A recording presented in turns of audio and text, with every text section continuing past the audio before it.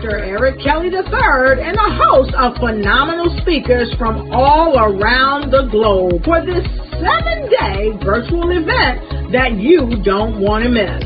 The mission of the Black Business Expo is to raise scholarship money from kids all the way from high school all the way from college. The Black Business Olympics is one of the largest Black business showcases in the world. It is an opportunity for businesses and companies to showcase their businesses globally. We are going to be giving away laptops up to $5,000 away to students. Again, I'm Olivia Appleberry, the founder of 2 Cents Finance and one of the speakers for the expo. I am so excited to see you there. For more info, go to www.blackbusinessexpousa.com or call 919-308-9090 and hope to see you there. I am Black business. From the moment I wake until the time I sleep. Yes, I am Black business. I am Black business. Tell me, are you Black business? I am Black business. Do you support Black businesses? Listen, I support Black business because I am Black business. Black Business Expo. One of the largest business showcases in the history of Black business in the world. The world! Sign up today at www.blackbusinessexpousa.com or call 919-308-9090. I am Black business. I am Black business. From the moment I wake until the time I sleep, I am Black business. I am Black business. Are you Black business? I am Black business. Do you support Black businesses? I support Black business because I am Black business. Black Business Expo, one of the largest business showcases in the history of Black America in North Carolina. Join Dr. Eric Kelly III and a host of phenomenal speakers from all around the globe for this 7-day virtual event that you don't want to miss. The mission of the Black Business Expo is to raise scholarship money from kids all the way from high school all the way from college. The Black Business Olympics is one of the largest Black business showcases in the world. It is an opportunity for businesses and companies to showcase their businesses globally. We are going to be giving away laptops up to $5,000 away to students. Again, I'm Olivia Appleberry, the founder of 2 Cents Finance and one of the speakers for the expo. I am so excited to see you there. For more info, go to www.blackbusinessexpousa.com or call 919-308-9090 and hope to see you there. I am Black business. From the moment I wake until the time I sleep.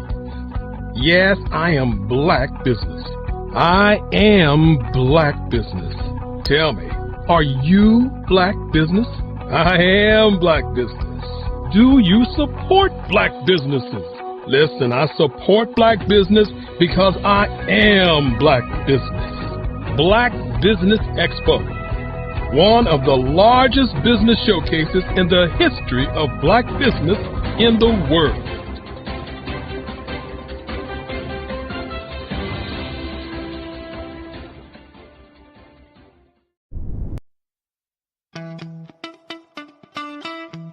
How many times have you been asked to help someone you didn't even know? A student, a business entrepreneur? Or did you ever even ask, where did they end up? That business, that friend, that entrepreneur.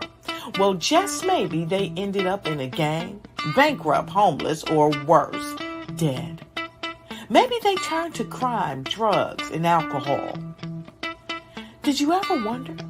Did you destroy their dream, or was your life always so easy? At the Black Business Olympics, we started a movement to help students complete. Give them hope and foster success. Help them to leave their dreams of providing laptops, computers, and up to $5,000 in scholarship funds.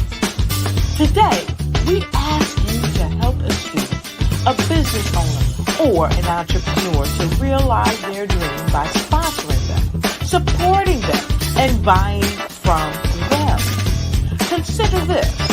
With $1.6 trillion in our Black community, we only ask for a small donation for our students, our businesses, and our entrepreneurs. And you can change a life today. So I ask you, what are you going to do? Sit on the sideline and watch our students in high school be leaders? You are in the right place at the right time.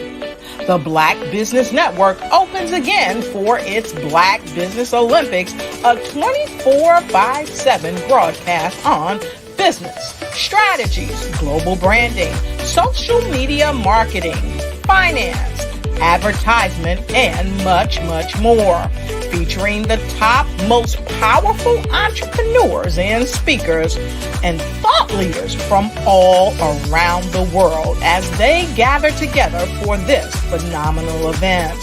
Join the Black Business Network streaming live into the metaverse, STEM City, USA, Black Multiverse, Pod TV, Roku, Hulu, iHeartRadio, Apple TV, YouTube, TikTok, Instagram, Google Podcast. Hello, I am Dr. Eric Kelly III, the visionary strategist and founder of the Black Business Olympics.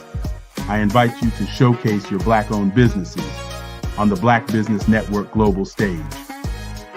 The Black Business Olympics is a global Black Business Network platform that propels Black-owned businesses into the international spotlight. By showcasing your business on the Black Business Olympics platform, you can reach a worldwide audience of potential customers, partners, and investors. You can also establish yourself as a thought leader and expert in your field, attract lucrative partnerships, and more speaking engagements.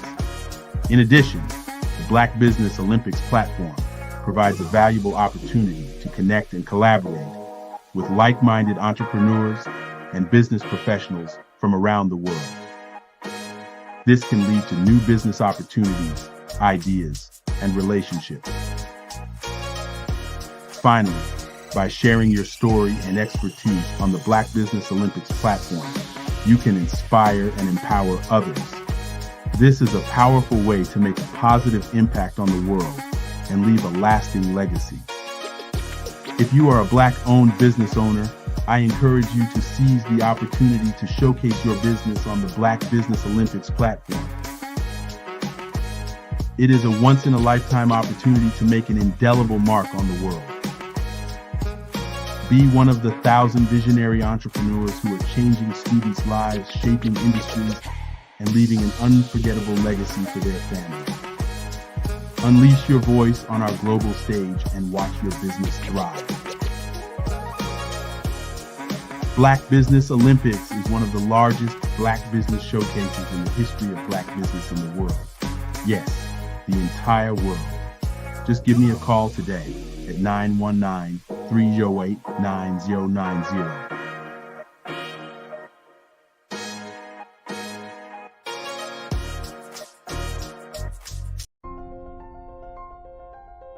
What if you could build your own city?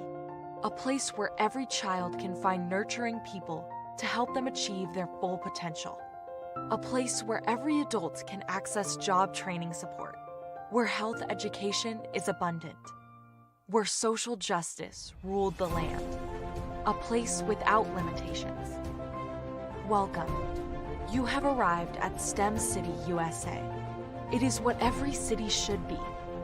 A safe and trusted community where you find people and resources to help you become everything you are and beyond. STEM City is unlike anything you have ever experienced. It is a digital twin of the world around you, only better. STEM City is about energy and soul renewal. It is more than a digital world. You can almost feel the power of live cultural events, music, and theater. STEM City promises a better future for children with caring mentors and hands-on activities with dedicated tutors to support our youth. STEM City is your passport to a healthy lifestyle with weekly events addressing our community's many issues. STEM City is your financial well-being with helpful information on wealth management, career advancement, job training, and so much more. STEM City is the community you deserve. It is the city where your dreams can come true. STEM City USA, a place in the sky that is accessible to all who reach for the stars.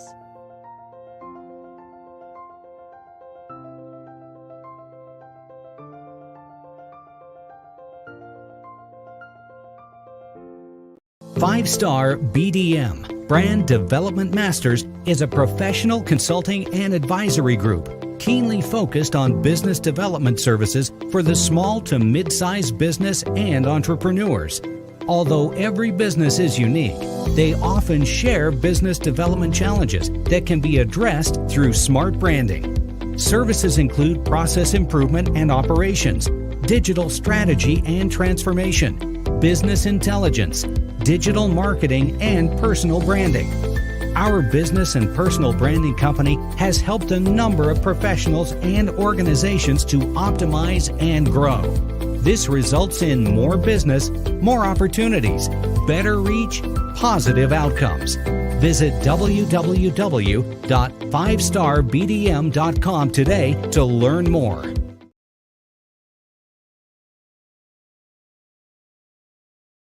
I was born in a little village on the island of Haiti. Many deadly diseases pounded me. It is as if they were on a mission to end my existence on this earth.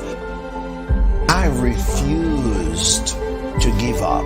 In 1983, I left Haiti and came to the United States of America. And I came with $5, 2 shirts. I didn't speak in English. I came to Atlanta. I got a job. I was a doorman. I was a doorman with a dream. What I used to come on stage. I'd rehearse this moment that I'm standing in front of you. That's the power of a dream. Maybe today is the day you begin acting as if you already have it. And then step out with full force. Take a risk. No condition is permanent. Don't let your situation distract you. You are chosen. You are called. You are born for a purpose in this life.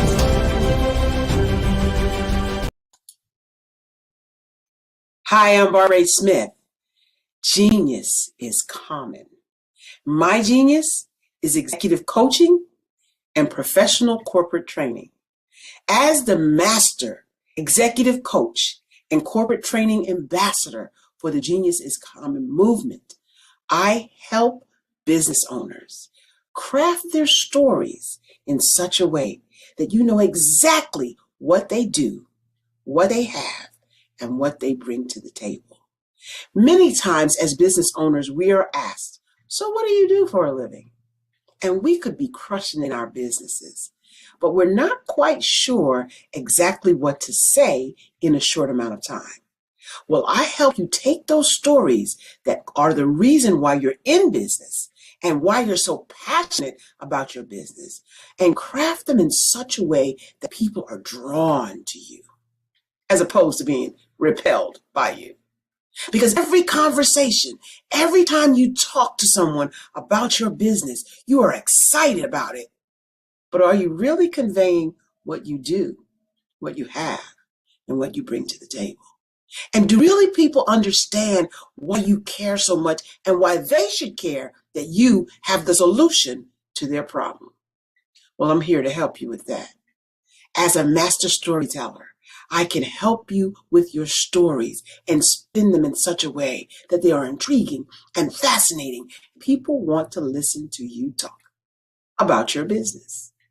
That's why at the Genius is Common movement, I am the master executive coach and professional training ambassador. That's my genius. And genius? Oh yeah, it's common.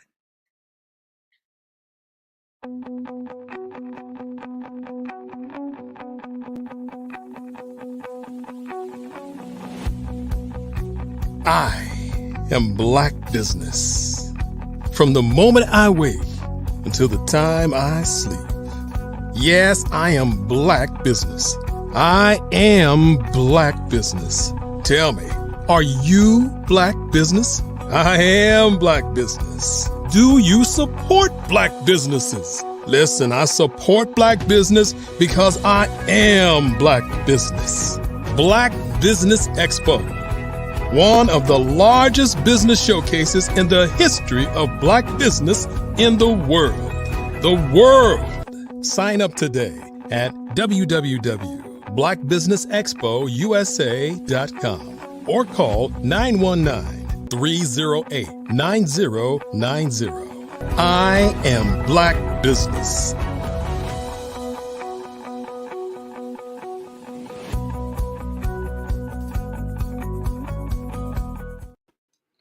Good morning, good morning, good morning, business owners, entrepreneurs, thought leaders, and corporations. Welcome to the Black Business Network. My name is Grant McGaw, CEO of 5-Star BDM and host of the award-winning Follow the Brand podcast and TV series. And I am your business moderator for this morning on the Black Business Network.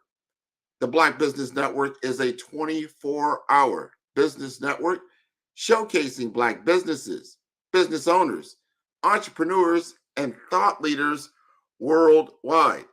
We have speakers from North Carolina, London, Singapore, Africa, Japan, and cities all over the United States. The Black Business Network is a global community sharing its business knowledge to empower, inspire, and educate businesses about business. Today, we are privileged to introduce a man of deep faith, compassion, and leadership, Dr. Daryl B. Anderson. Dr. Anderson serves as the bereavement coordinator and bishop chaplain at Pruitt Health Hospice of Atlanta, Norcross, Georgia. His journey in faith and community service spans over 28 years, marked by an unwavering commitment to congregational leadership, community outreach, and missionary work. Dr. Anderson's impressive career encompasses roles as a jail and hospice chaplain and bishop. He has honed his skills and knowledge at the Center of Chaplaincy and Clinical Pastoral Education at the Care and Counseling Center of Georgia and has served as the Assistant Director of Cobb County Detention Center. His expertise extends to spiritual counseling, education, and mentorship, with a particular focus on understanding the grief and bereavement process to support families, patients, and colleagues effectively. He is also a proud member of the Beta Kappa Honor Society of Beulah Heights Bible University. Additionally, Dr. Anderson is the esteemed author of No Regrets, a reflection of his profound insights and experiences. It is my honor to present to you Dr. Daryl B. Anderson. Good morning, sir. Good morning. How you doing? I am doing great. Thank you for gracing us today. We are about Black business and the church, and I can think of no better way to start this day off than with Bishop Daryl B. Anderson. I appreciate it. Appreciate you. And the Black Business Network and Black Business Olympics are essential platforms for Black business owners globally. They provide the tools and support you need to succeed in today's competitive marketplace. Join us today as we collaborate together with businesses from around the world to support our children, students, and young future entrepreneurs, Black businesses and corporations. We raise funds for students going to college and young entrepreneurs who are aspiring to be business owners, and we invite you to be a contributor today. Visit the website www.blackbusinessexpousa.com to connect with and learn more about how the Black Business Network and Black Business Olympics can help you not only share your amazing business story to businesses, but also serve future generations. Hello, my name is David Jones, CEO and co-founder of the Hello LLC, where we help businesses build a culture, brand and experience, and leverage technology to pivot into Web3. Join the Black Business Network streaming live into Roku, Metaverse, STEM City, Black Multiverse Enterprises, Hulu, YouTube, iHeartRadio, Apple, Facebook, LinkedIn, Spotify, Twitch, and Google Podcasts. Tune in, turn on, and let's thrive.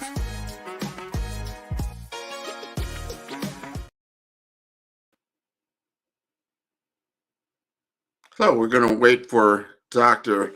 Bishop to come back. Darby Anderson, he'll be back here shortly. There he is.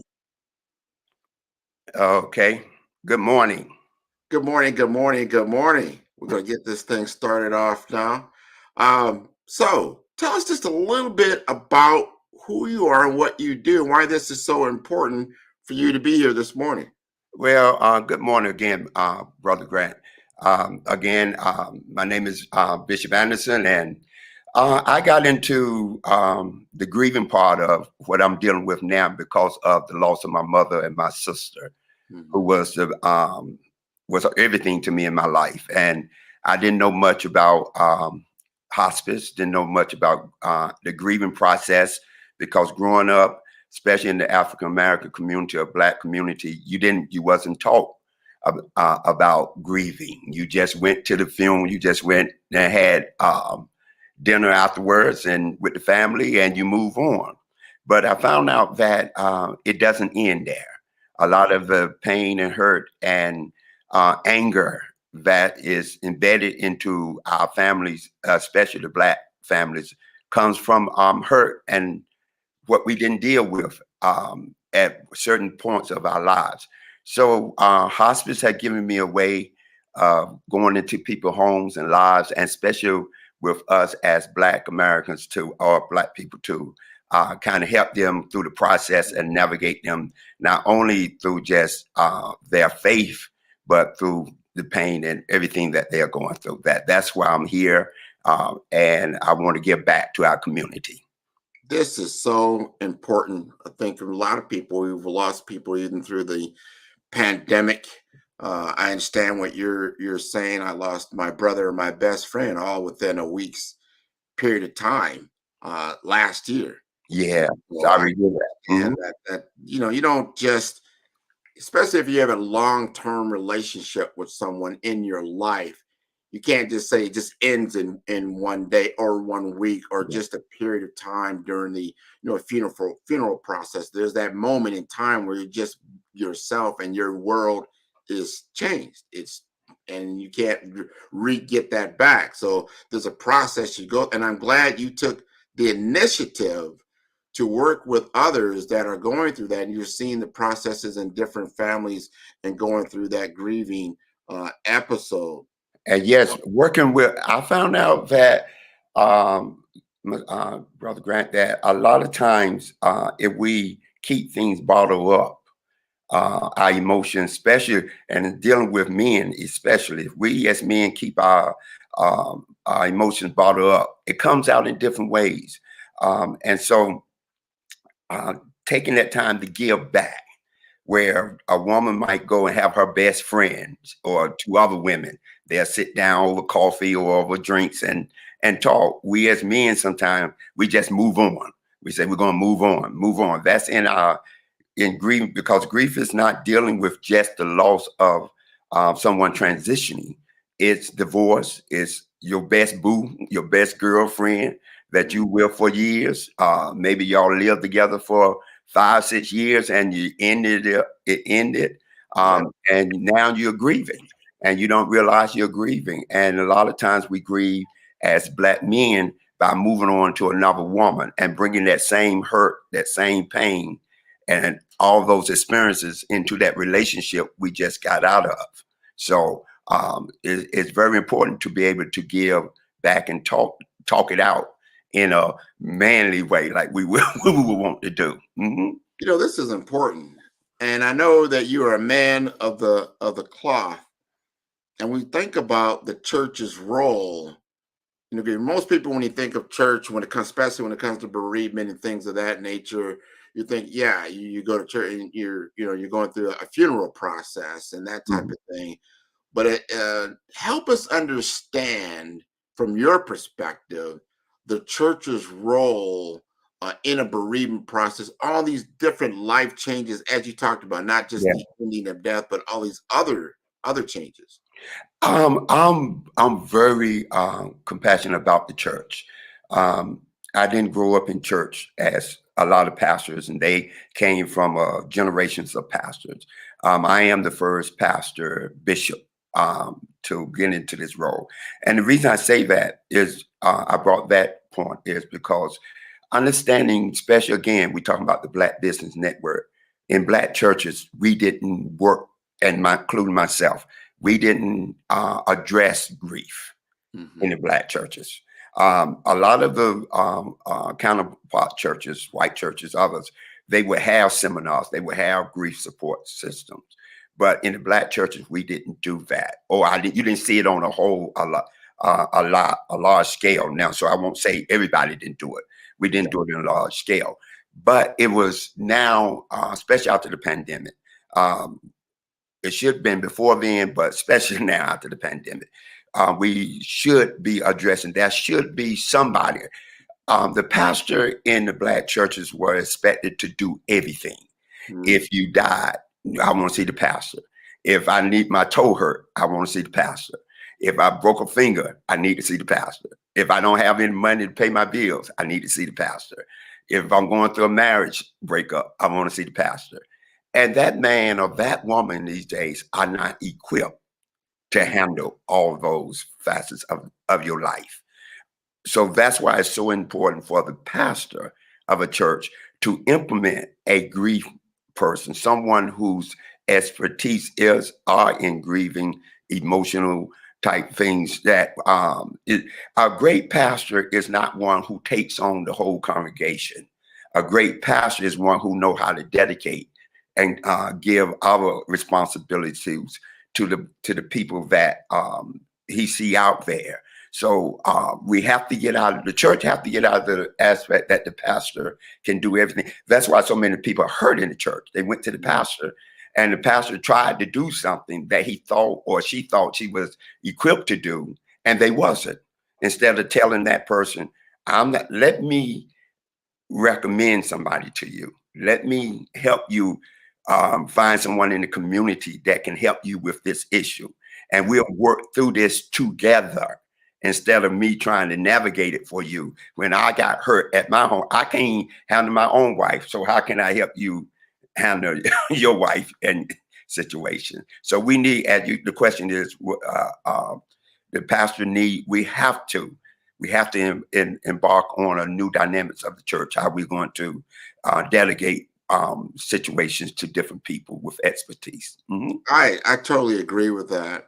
Everyone has their calling, right, of what they do and what they're good at, and then have to have the wisdom to understand, okay, there's another expert in this particular field that's going to help you. Right. And that is the role that we need to take. Now, we don't understand that there's stages to grieving. There's stages to this thing. There's, obviously you first find out something that has happened. It's going to be traumatic. It's a highly emotional, and it's almost a blackout period, right?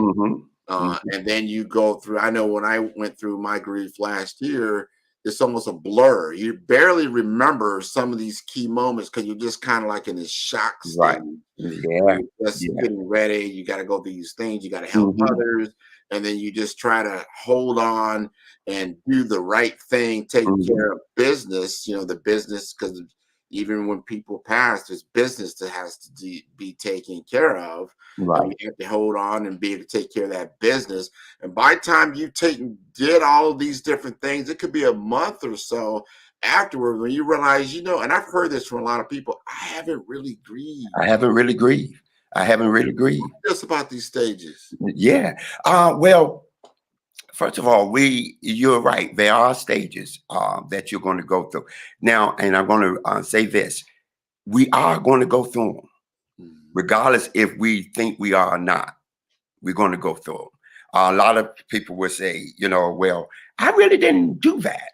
Or I really didn't go through the anger process. I didn't go through the denial. But you are going to go through them. They might not be in the order that they are listed by your counselor, but somewhere down the line or somewhere in that year or 2 years. And some people, I have met people where they said, I'm just now grieving. It's been 2 years since my father passed. But you were still going through that process. You just didn't identify the process. So some of the stages, like you said, would be denial. This is not happening. One of them would be bargaining.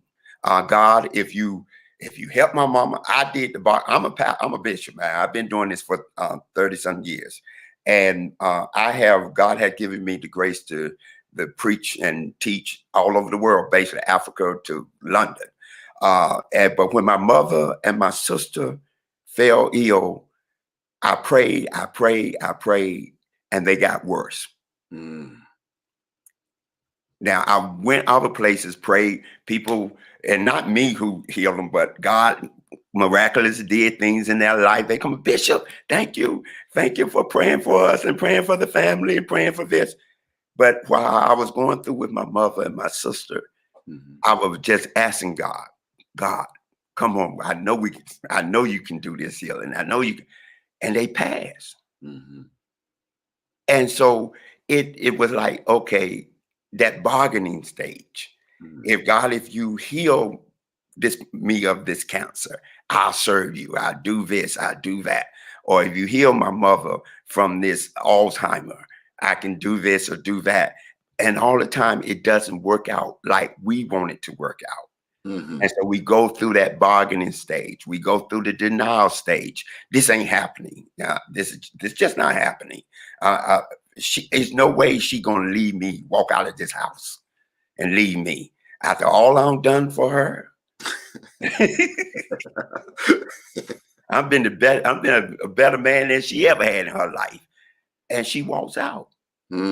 She leaves. And so now you're going through this hurting stage. So it's so much that's in those emotions. You go through confusion. Why, Lord? I'm of a certain age, so we was told in the church, don't ask God why. You never question God. Yeah. Don't question God. No matter what happened, you just accept God and say, God, don't question God. So we grew up as kids. You don't question, even if you didn't go to church, you respect the church and say, don't question God. But I found out it's okay to say, God, why?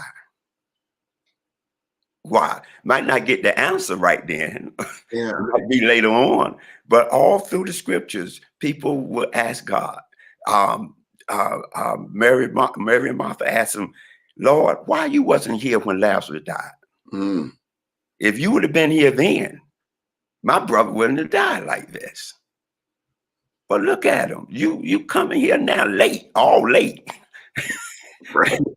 And Jesus said, look, but I'm ready. I'm still here. I'm still here. Yeah, but you late now. He already stink. Right. Right. And we get to those points in our lives where our life now, God, when I first asked you about this, it was fresh. But now it stinks. This situation stinks. I can't handle it no more. And now but he still shows up. Not like we want him all the time or when we want him, but he still shows up. So you go through a lot, denial, just a different disbelief. All these emotions capsize in us. And again, speaking to the Black men, because we are very stubborn when it comes to stuff like that, man. We wasn't taught like that. We wasn't a good man. We don't cry. We don't share. We don't, man, suck it up and let's go. Let's keep it moving.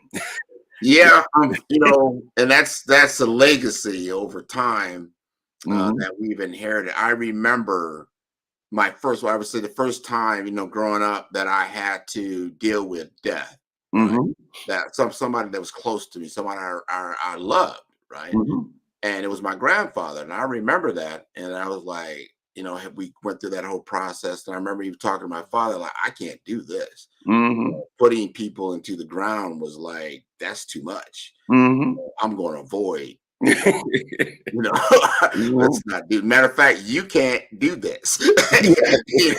You can't go nowhere. No one else can pass this earth without my permission. Right. Just stop doing this, right? Because that's pain, and that pain is like touching, a hot pot that's on the stove. Right. And you touch that pot, it's hot. And then you just kind of touch a little bit like, oh, I don't want to touch that. That's that grief. That grief is hot. It hurt. And it hurt like nobody's business. That's and right. You're going to have to go through, I found this out myself. You have to go through that. There's certain things like people cry for a lot of things. Right. They weep. But when you have that real hurt, that real pain, that ugly, that hurt too much. That got on the ground, like this hurt. I'm bawling. I can't stop this. I don't know how this is going to stop. No one wants to feel that. No. And we try to hide it. Even now, I can be riding down the street, driving, and something you remember about that loved one. You're not bawling, crying, but it's just like, man, we just came through the holiday season, that empty chair, that present that you didn't have to buy. The thing I try to do is navigate, is help people get to the part of acceptance. Yeah. It's okay. Yes. And we're not going to diminish the fact that the love that you had for that person, or that person is gone now.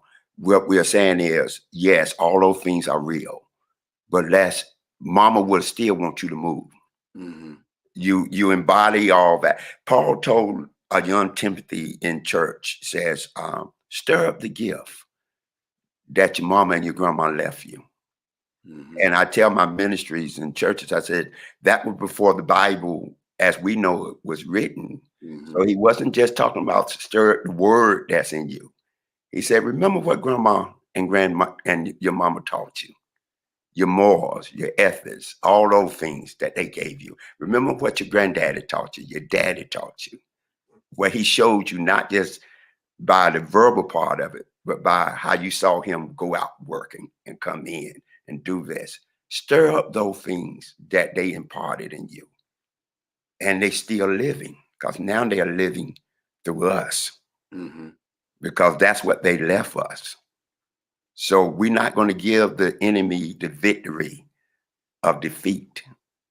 We're going to be victorious, even in this situation that we're going through. Oh my God. And I'm glad you said that. I know there's people out here who need to hear this message right now, because they're going through it. I remember one of my other best friends, she had, was with me when my father had passed some years ago, and then her mother had passed, and she was asking me, how long is this going to last? And I was telling her, I said, well, I can only speak for my own experience, but my particular experience was like, you're going to go through that, the first couple of months is just you're going through emotions, you're going through all the things you got to do. But I hate to tell you this. Right. This is a process that could take a couple of years. Yes. Nobody wants to hear that, but it's not like you're going to feel that sting, that powerful hurt. but you're going to feel, like you were saying, the reminders, the little things that all of a sudden brings back up some feeling, because there's certain experiences in your lifetime that you can never have with anyone else that you have with this person. So that gap is there. Yes. And you're going to feel that. And over time, the pain is not as deep as it was in the beginning. And that's the only comfort that I was able to get. But she was like, she said a couple of years. I said, yeah. You know, and Dr. Grant, Brother Grant, it's all right to tell people, you know, it's okay if it take a couple of years. That don't mean you weak. That don't mean that you. One of the when I first got in ministry, I'm a Christian. Jesus Christ, my Lord and Savior. I tell people that all the time. I preach Christ, death, burial, resurrection. That's all. Faith, everything. After mom passed and my sister passed, I had to go through. You read about the class, the CP. Clinical pastoral education classes, and they teach us to minister to all faith in this grieving process. So when I first entered there, I'm like, oh man, wait a minute, this ain't what I was taught. My job is to go in here and bring this non-believer or this person to Christ. That's my only job. That's what I was taught in the churches when I first started. But when I went through this, it's not about that. It's about being a light in a dark situation. And if you're speaking to a Muslim, or I have did Hindu, I have Buddha, they ask me, and they know, I tell them, hey, I'm Christ. But all right, Bishop, but can you come and pray with my mama? Because when death hit, people, you'll see how all the walls come down. Yes, sir. all the racial tension come down. I mean, I'm been there with the good old boy. Hey, I walk in the room it's like they sing God. Oh, thank you. Pray, I'm going to heaven. You know. Yeah, right. Right. So those are my opportunities and moments that not so much I come in with a Bible, but I come as the Bible. The light of God to say, hey, come on, man, let me help you navigate this family through what you got to go through. It's going to be all right. No, those are, boy, talk about shepherding someone through the valley of death. Yeah. As you said earlier, these are not just words. These are experiences. Yes. And if you have not gone through it, or you have, and I tell anybody, the worst experience I've ever had on this living earth is when you lose someone you really love. Like that was my ace. That was, my rock, my corner. And when that goes, like, woo, and as you said, it'll test every fabric of your thoughts, emotions, your reason for living, your understanding of life will be tested. Yes. So what do you really know? Because I'm gonna take this from you. You own nothing in this world. That's right. And people really don't. And this is not a judgment statement, because I went through it and still go through it. But I'm older now, experiencing things. You don't own nothing in this world. And no matter how much, and I applaud my good friend Dr. Kelly and all the business people he bring on, and that's why I do this with him too. Because we've been friends for a long time. We'll fuss, cuss at each other, but we still be friends. But the thing is that it's all right to want to grab your business and get everything you can, but in the end, you own nothing. You own it. So you can't get your whole mind set up that in just loving that business or loving those things, because when it get down to the end of it, what the scripture say, what does it profit a man to gain this whole world and lose his soul? I used to think that losing my soul would be just going to hell.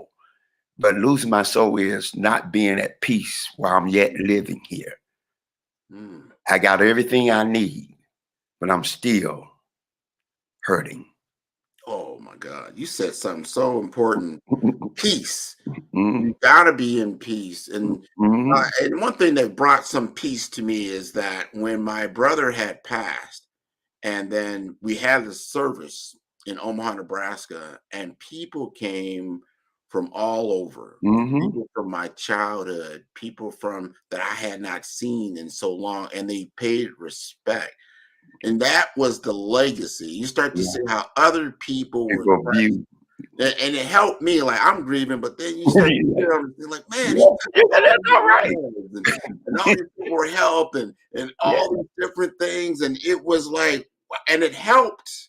Yeah. You're like, okay. Mm-hmm. And as you said, he belongs to God. He don't Right. belong to me. That's right. Right? That's He right. don't belong to me. We all are just here for a moment as we go through an experience. And Mm-hmm. yeah, it's nice to have that person with me as I'm going through my, as you said, darkness, and he was my light. Mm-hmm. Right? And you start to realize the only light in this world is God. That's right. That's and right. You're gonna have to, like, at the end of the day, that's all you got. That's all you have. That's all you have. And I ask, and I say to people, achieve everything you can in life. Achieve it in a way that your ancestors, those who have passed, would be proud. If they came back right now and look at what you are doing, would mom or dad or brother or sister or whoever say, man, you're doing a good job. You're doing a good job. I'm proud of you. Or would they come back and say, this ain't what I taught you? Why would you sell your soul out to get something like this? So it's not just about making others proud. I'm at a point, I look at stuff, I'm very observant, and I say, it's so many young people out here. When I was growing up, when I was growing up, we would come for a festival at the house, and you hold hands. They'll say, "Somebody pray," and you get some. Then all the kids had to do a Bible scripture, and you didn't know Bible scripture. You say, "Well, Jesus wept." And if somebody said before you said, "Yeah, man, you stole my my scripture." Now these kids and these youth and people can go and Google a scripture. They can do those type things. They can read the Bible. They can study the scripture from Google what they want. We didn't have that. Mm-hmm. But what they lost is integrity and morals. Mm. We didn't have the Bible, but we were taught morals. Mm-hmm. You didn't come in this house with anything. Mm-hmm. You didn't stay out and come and just sell your soul to get what you want. Mama grabbed you, daddy grabbed you, say, look, boy, you going to work. Right. That's real talk. You going to work, dog. You ain't going to lay up in here like this. And that's what, so yes, we got more scriptures and more people reading and doing things, but we are losing what connected the fabric of the Black community, what kept us grounded in our spirituality. All of this is so important to understand where we're at, and we have to impart, and you can always start now, but because these things, as I said earlier, aren't just something you read about. These are things you're going to experience, and how you're going to experience them, how you're going to deal with it. Not just the very traumatic things when you talk about death, but then you also talked about divorce. You talk about job loss. You talk about disappointment. You talk about a lot of different things. And if you're not prepared, and you haven't been taught, and you haven't allowed yourself to understand, because you can't just Google up some anti-grief medicine, right? I don't think there's such a thing. Right. That's right. If somebody see Brother Grant now and see all that you have achieved, I heard some of your bio coming on, they see that, but they don't understand what Brother Grant had to go through to get where he's at now. Those hurts, those failures, that disappointment or crying. Bishop Anderson, the hurt, the pain, Dr. Kelly, the hurt, the pain, the people walking away from you, going through repossession of a car, which you had to, man, they took my car this morning. That's grief. That's how any loss can be attributed to now these emotional pains you're going through, these feelings you're having, this hurt. I love my car. I was washing my car every week. And man, all I had was one payment and they came and got it. Yeah. You say?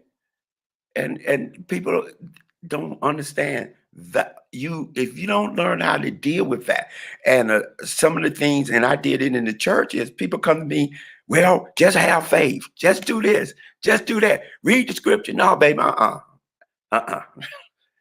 faith is okay. Mom gone, my faith is okay. I'm still hurting. Yes. Yeah. No, pain is real. It's real. And it has to take its course. It's just like getting a cold or a flu or something like that. It's going to have to run its course. It's to have to run its course. That's right. But there's always a new day, right? Sure. It does come to an end. It comes to an end when we get to the acceptance part of it. When I can say it, I worked at a detention center and all these different places. When a person can say, first, I got to stop blaming others for what I'm going through, even though they might have attributed to it. I have to say, I'm responsible for me. Yes, other people hated on me, and this happened or that happened, but I'm responsible for me.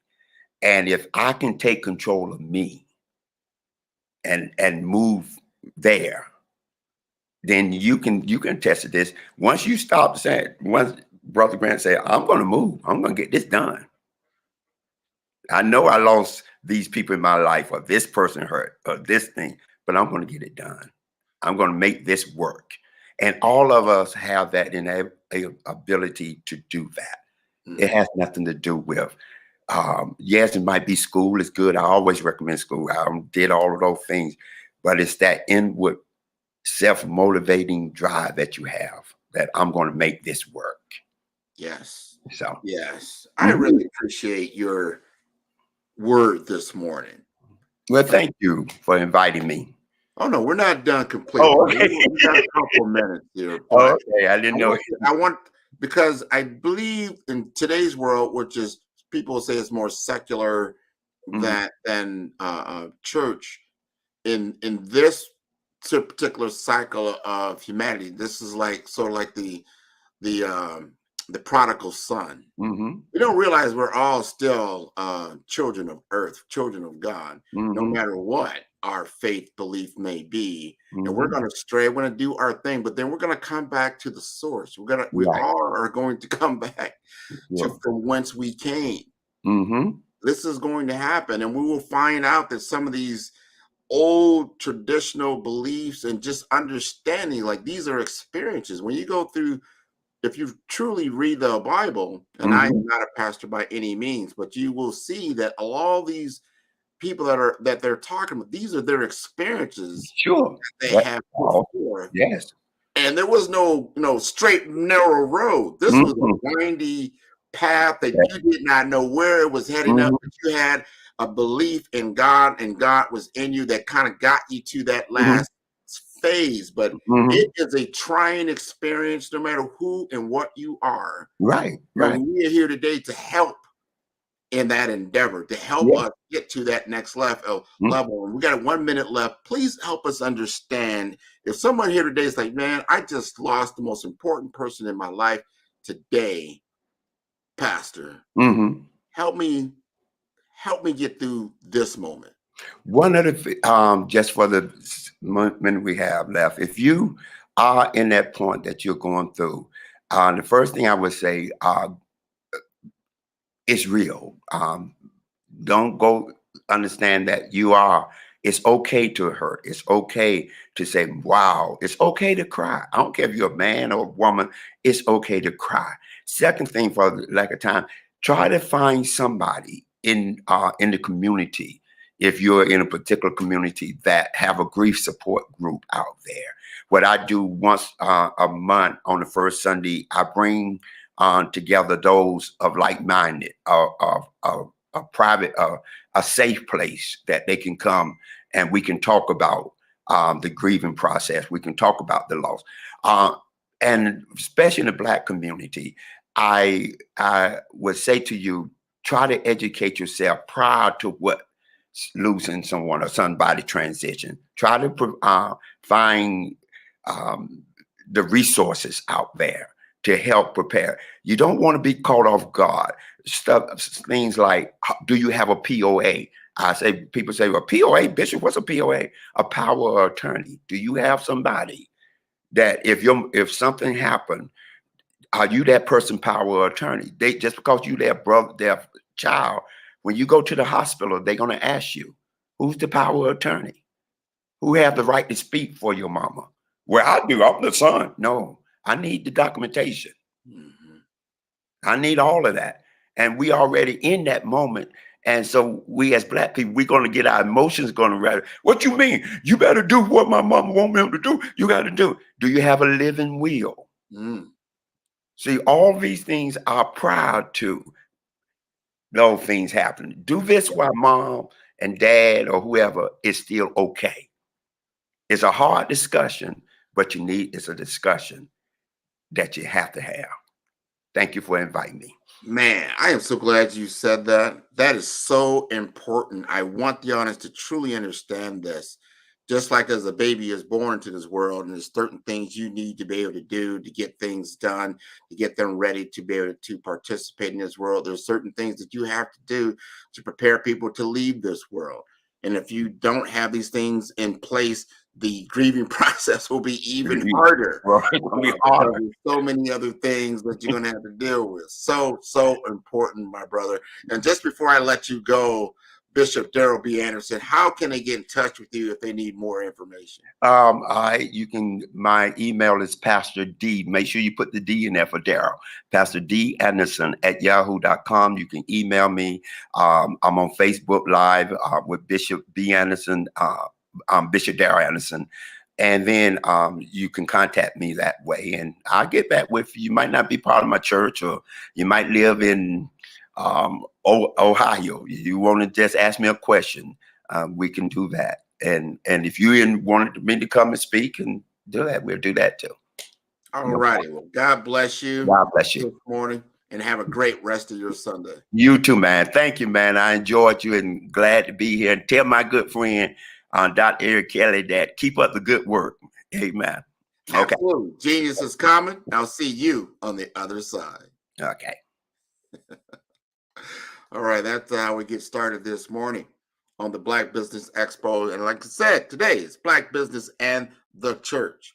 The Black Business Expo's mission is to raise funds for high school seniors going to college or K through 12 entrepreneurs. This expo is a fundraiser for students. You may go to www.blackbusinessexpousa.com to donate to the scholarship fund, or use the Cash App that's on the screen below, and that is $BBXUSA. Our goal is to give laptops and up to $5,000 to 10 students. Students, you can register online at www.blackbusinessexpousa.com. Every dollar counts. So we want to remind you to donate to the scholarship fund. And we'd like to thank our Black Business Expo USA sponsors for January 2024, NC100, Moody Capital Partners, Suede Soul, Lotus for Shade Coaching and Training, Carolina, Virginia Minority Supplier Development Council, Step Management, Barbara H. Smith, LLC, The Hello LLC, 5-Star BDM Media, Margie McLean Foundation Incorporated, Genius is Common, Earth Essentials, Milani Shani Global, Executive Woman Success Institute, The Quality Coaching Company, Superwoman Business Services, Creative Force Studios, Lee Entertainment, Artistic App Design, Black Business Expo USA, Genius is common, and I'll see you on the other side.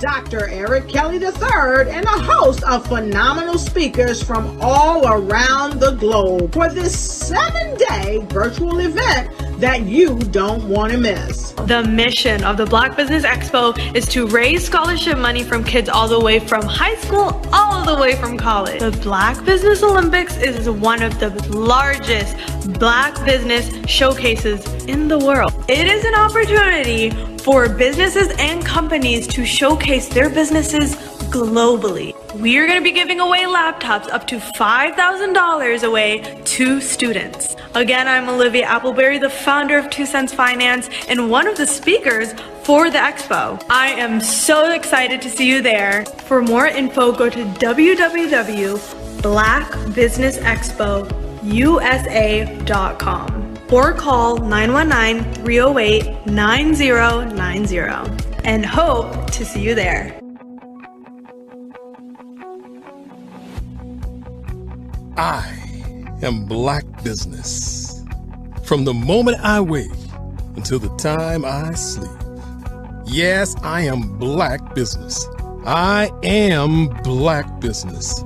Tell me, are you Black business? I am Black business. Do you support Black businesses? Listen, I support Black business because I am Black business.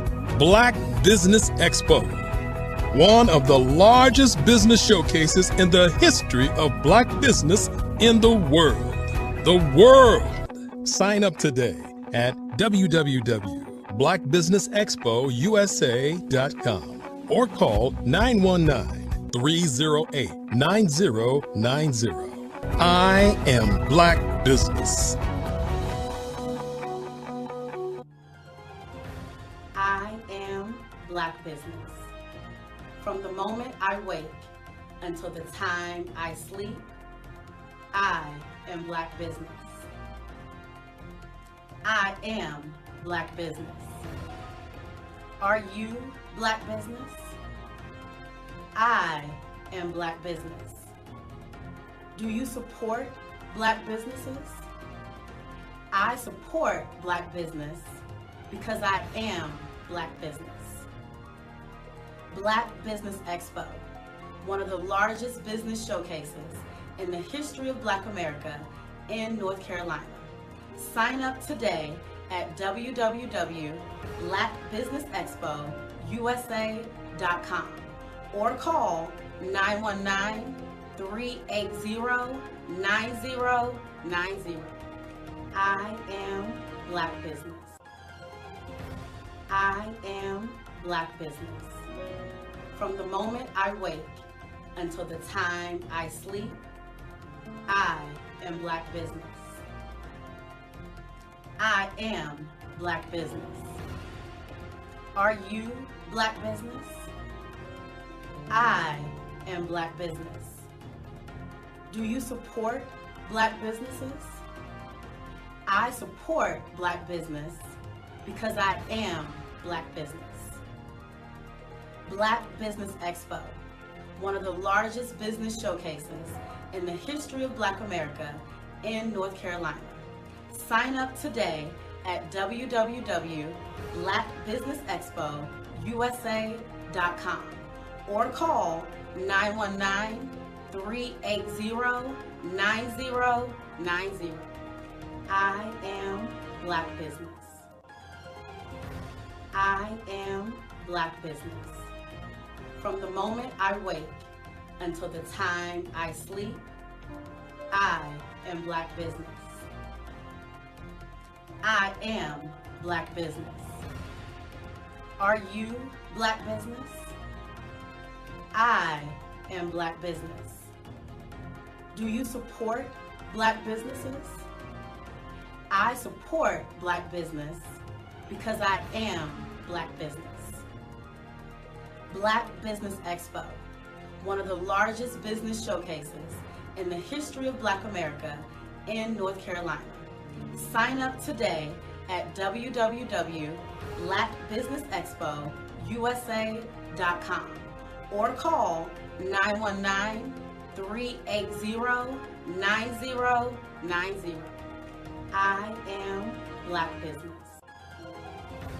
I am Black business.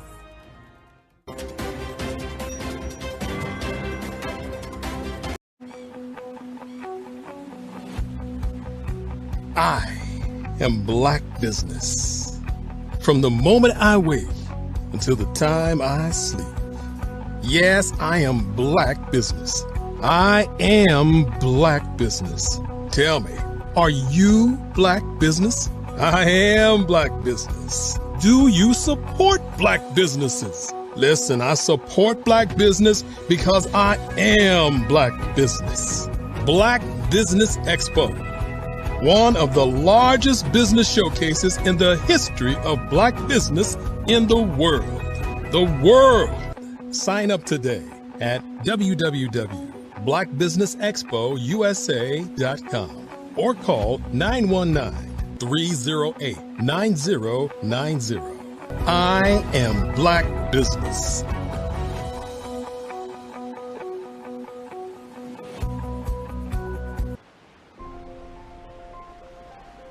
What if you could build your own city? A place where every child can find nurturing people to help them achieve their full potential. A place where every adult can access job training support, where health education is abundant, where social justice ruled the land. A place without limitations. Welcome. You have arrived at STEM City, USA. It is what every city should be. A safe and trusted community where you find people and resources to help you become everything you are and beyond. STEM City is unlike anything you have ever experienced. It is a digital twin of the world around you, only better. STEM City is about energy and soul renewal. It is more than a digital world. You can almost feel the power of live cultural events, music, and theater. STEM City promises a better future for children with caring mentors and hands-on activities with dedicated tutors to support our youth. STEM City is your passport to a healthy lifestyle with weekly events addressing our community's many issues. STEM City is your financial well-being with helpful information on wealth management, career advancement, job training, and so much more. STEM City is the community you deserve. It is the city where your dreams can come true. STEM City USA, a place in the sky that is accessible to all who reach for the stars.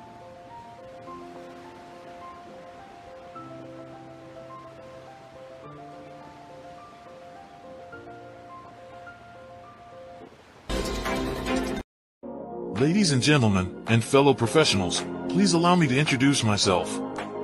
I am David Jones, the co-founder and CEO of the Hello LLC, where I am passionately dedicated to guiding individuals and businesses toward their own return on time investment. Time is my only competition. With over 20 years of experience as a corporate C-level executive, I bring a wealth of knowledge and expertise to the Hello LLC. My career journey has been marked by a relentless pursuit of excellence in marketing, strategy, and business management leadership. I have had the privilege of working with renowned Fortune 500 companies such as Xerox, American Airlines, Hilton, and Geico. However, what truly drives me is the transformational work we do at the Hello LLC. We are pioneering a new approach to business in the metaverse, where we empower businesses and individuals to build strong foundations, automate their processes and systems, while thriving in the ever-evolving digital landscape. More than just a 3D digital marketing agency, the Hello LLC is truly a community built on love, kindness, and integrity. We want more for you than from you. As I often say, collaboration is the new competition. In an era where time is the most precious commodity, I am here to guide you toward your own return on time investment, because if time was sold in stores, it would be sold out. With a deep commitment to excellence and a strong belief in the power of community, I don't just lead a company, I lead a movement into the future of business. Ladies and gentlemen, it is both an honor and a pleasure to be your guide on this remarkable journey. I am David Jones, and together, we will embrace a future marked by success, collaboration, and the transformative work we do at the Hello LLC. Hello stands for helping everyone live life optimally. So, let's make that pivot together and start living life optimally today.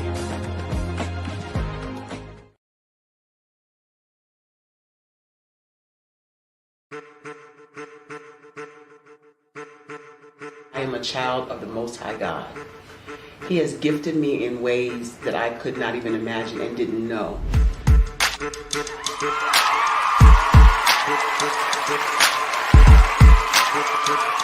There was a time when I didn't know who I was. I listened to other people tell me who I should be, what I should do. I listened to people telling me that I should be a boutique owner, that I should be a construction manager, that I should be a laborer. Have you ever felt like you should do something else, be something else, go somewhere else, be wherever you wanted to be, and you felt like you were in a box? Anybody in the room? And you couldn't get out? Anybody in the room? And you kept trying to go and go and you couldn't get out? Anybody in the room? But let me tell you, you need to rock the box. Rock the box.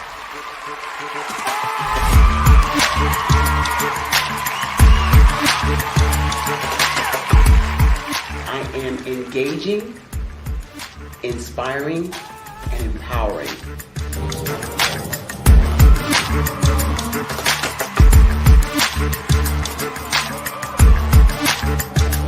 I would give you everything I know.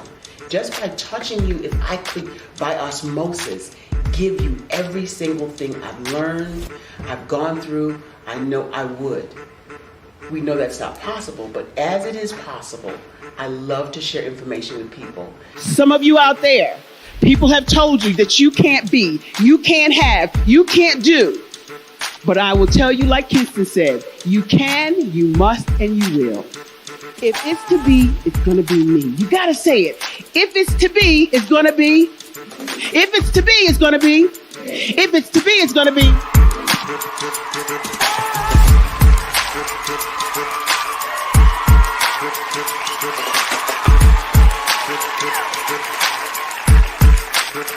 Barbara is because she believed what her mama said about her and not what other people told her. Every day you wake up, when you're in a situation, it's your choice whether it's an advantage or the disadvantage. She gained her confidence and her life, and now she is a testimony. If I can help you elevate yourself, then I feel like I'm elevating my own self as well. What you know and I know together can change the world.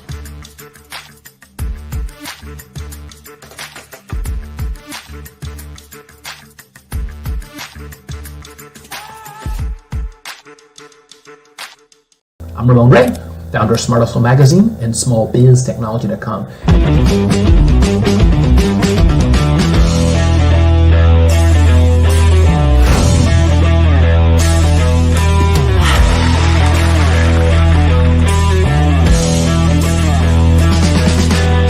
You're here today to celebrate small business success. Stand up on your feet. You rocked the house. It was amazing. Didn't we learn? For me, success comes from failure.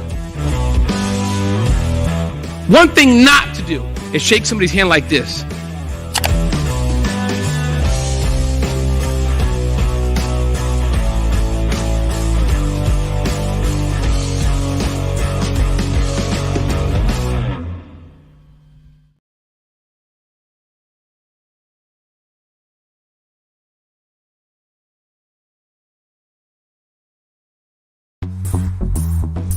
Attention all entrepreneurs and companies. Are you looking for reliable and efficient virtual assistants and back office support to help you manage your business tasks? Look no further than Superwoman Business Services. Our team of virtual assistants provides a full range of administrative support services, including operations management, social media marketing, and much more. We also offer website design services to help you create a professional online presence that reflects your unique brand. In addition to administrative support and website design, we offer business development and structuring services to help you grow your business and achieve your goals. We'll work closely with you to identify areas of improvement and develop a customized plan to help you reach your full potential. At Superwoman Business Services, we understand that running a business can be overwhelming and time-consuming. That's why we're here to help you fly high and achieve success. Our virtual assistants are highly skilled, experienced, and dedicated to providing you with the support you need to thrive. Come fly with us and take your business to new heights. Let us help you become the superhero entrepreneur you are meant to be.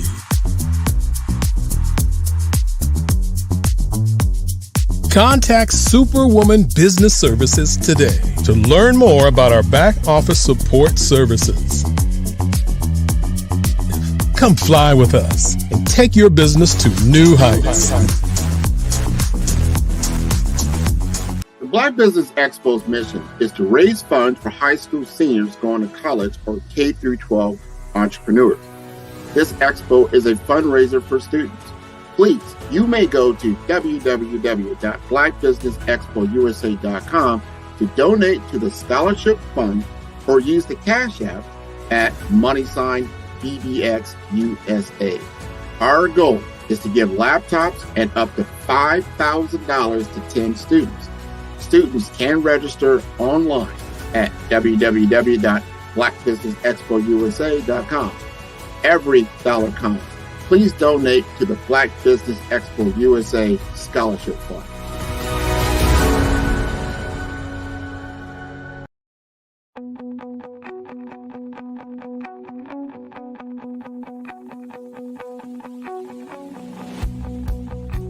I am Black Business.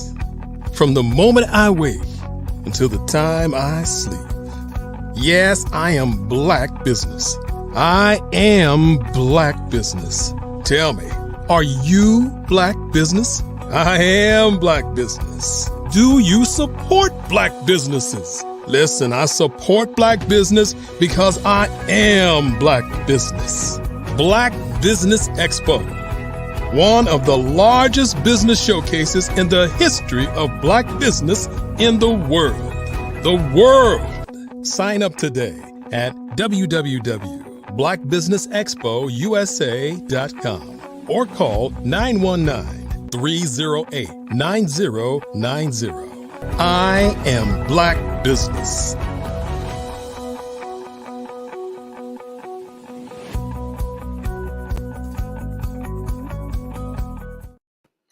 Good morning, business owners, entrepreneurs, thought leaders, and corporations.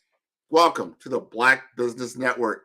My name is Grant McGaw, CEO of 5-Star BDM and host of the award-winning Follow the Brand podcast and TV series.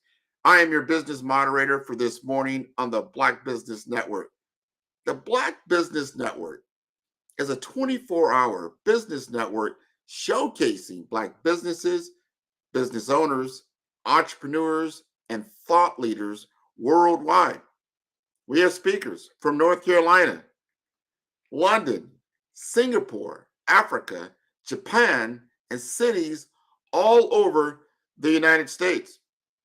The Black Business Network is a global community sharing its business knowledge to empower, inspire, and educate businesses about business.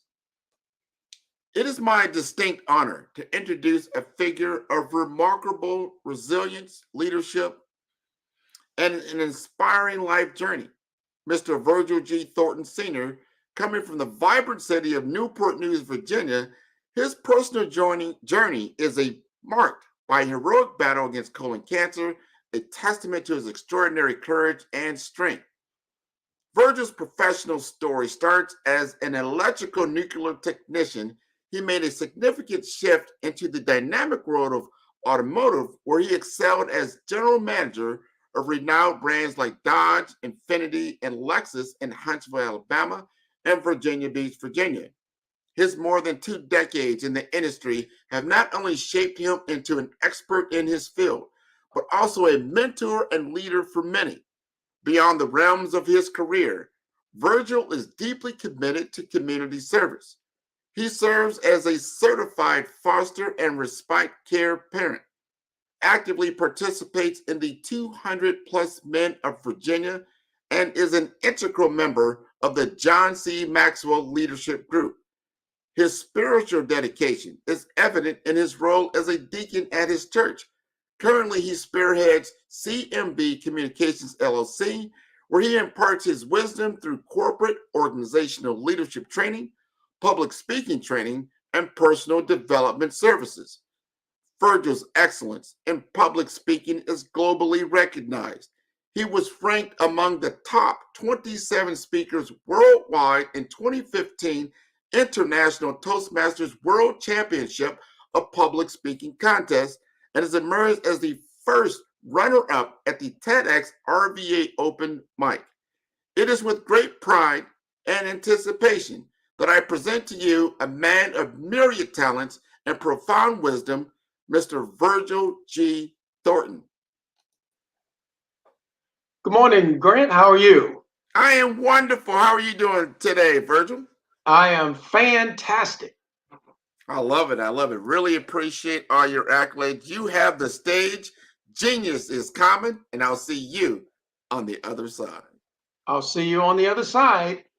Good morning, ladies and gentlemen, and Happy New Year.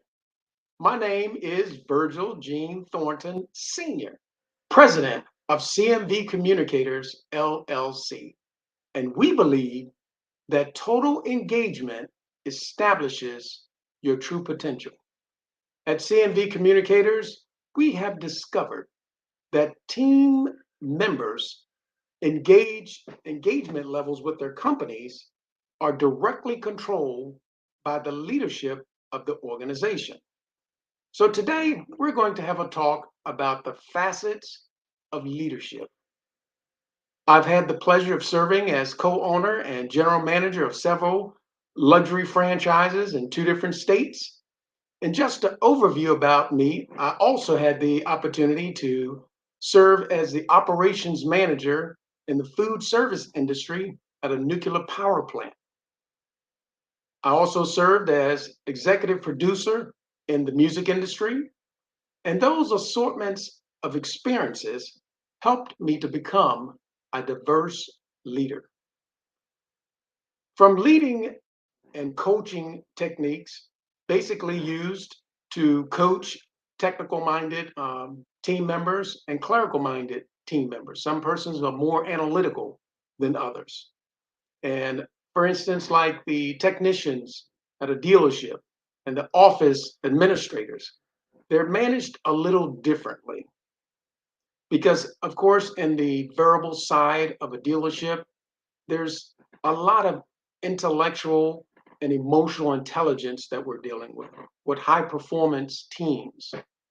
And at CMV Communicators, we provide executive coaching and leadership training to individuals to reach the next level in their life's journey.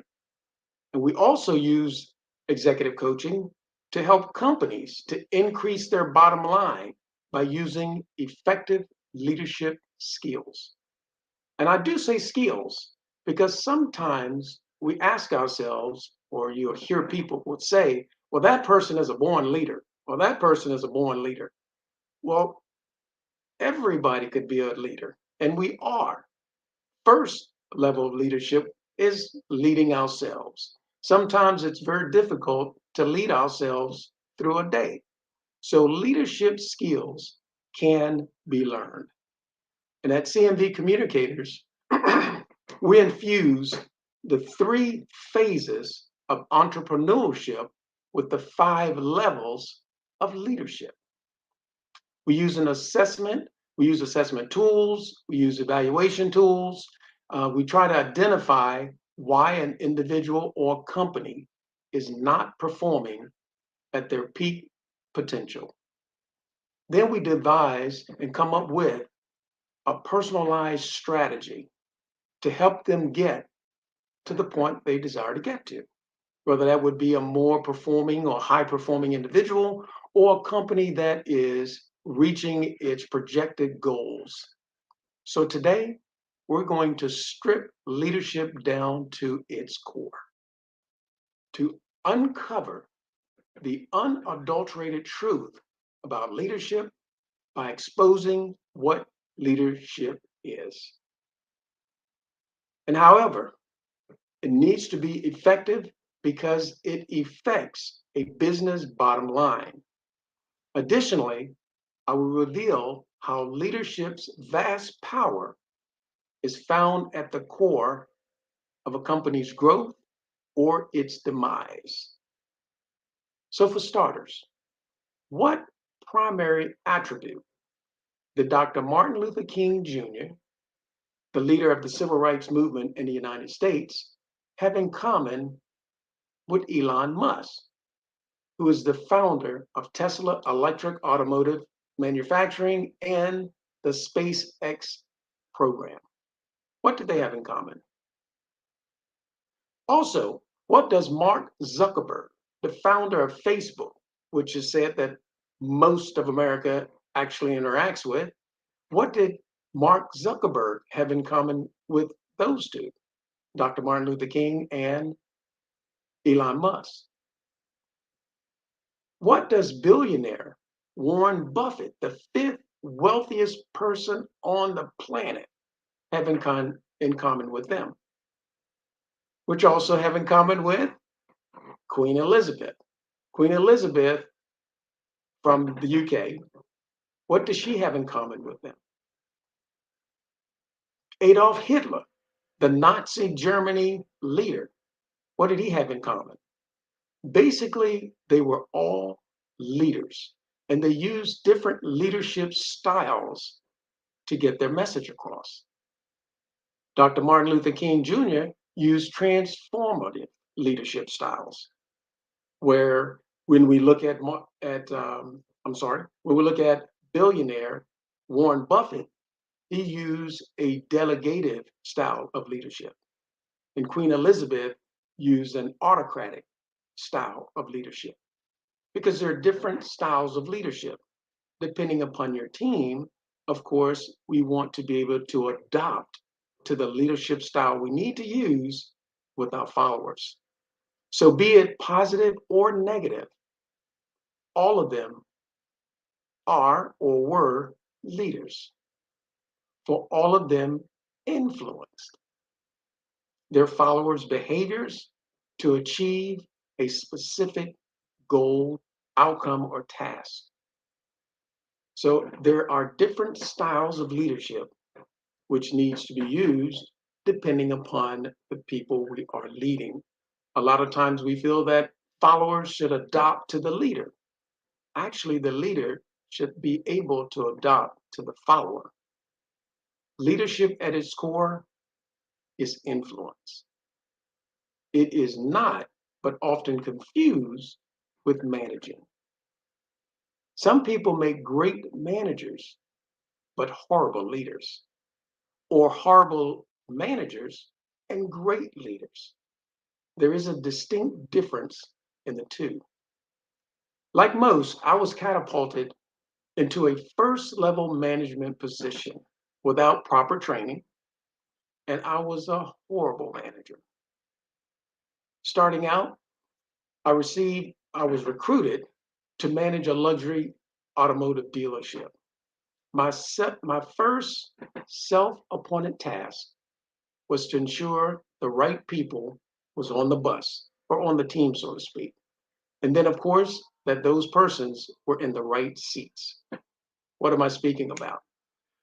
Going to a company, we find out, of course, that the right talent is on the team, and then if that talent is playing the proper position or in the proper position based on what they bring to the team. And a lot of times that's not the case. Unfortunately, we sometimes hire people because we need to fill a position. It's best to fill the position with the right person. And of course, then we get into the 5 levels of leadership and how to work with those persons in those positions so that we get the right outcome.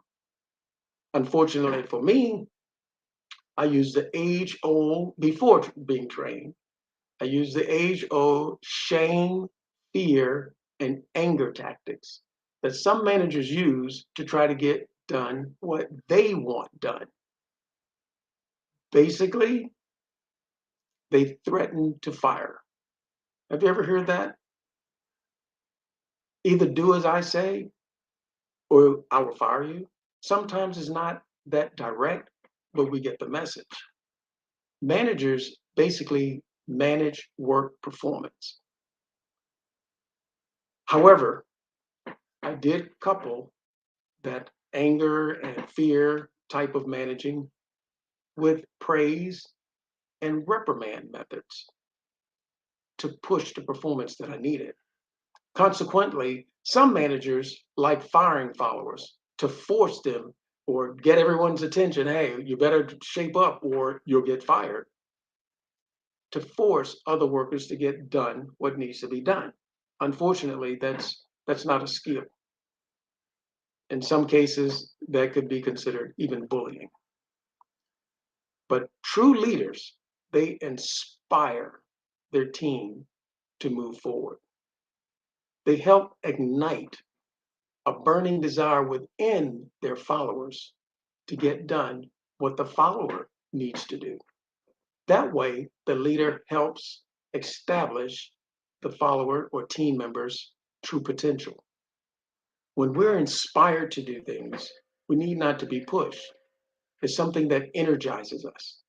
By gaining the followers' trust, that gets persons to buy in, and it's a different type of culture that is built.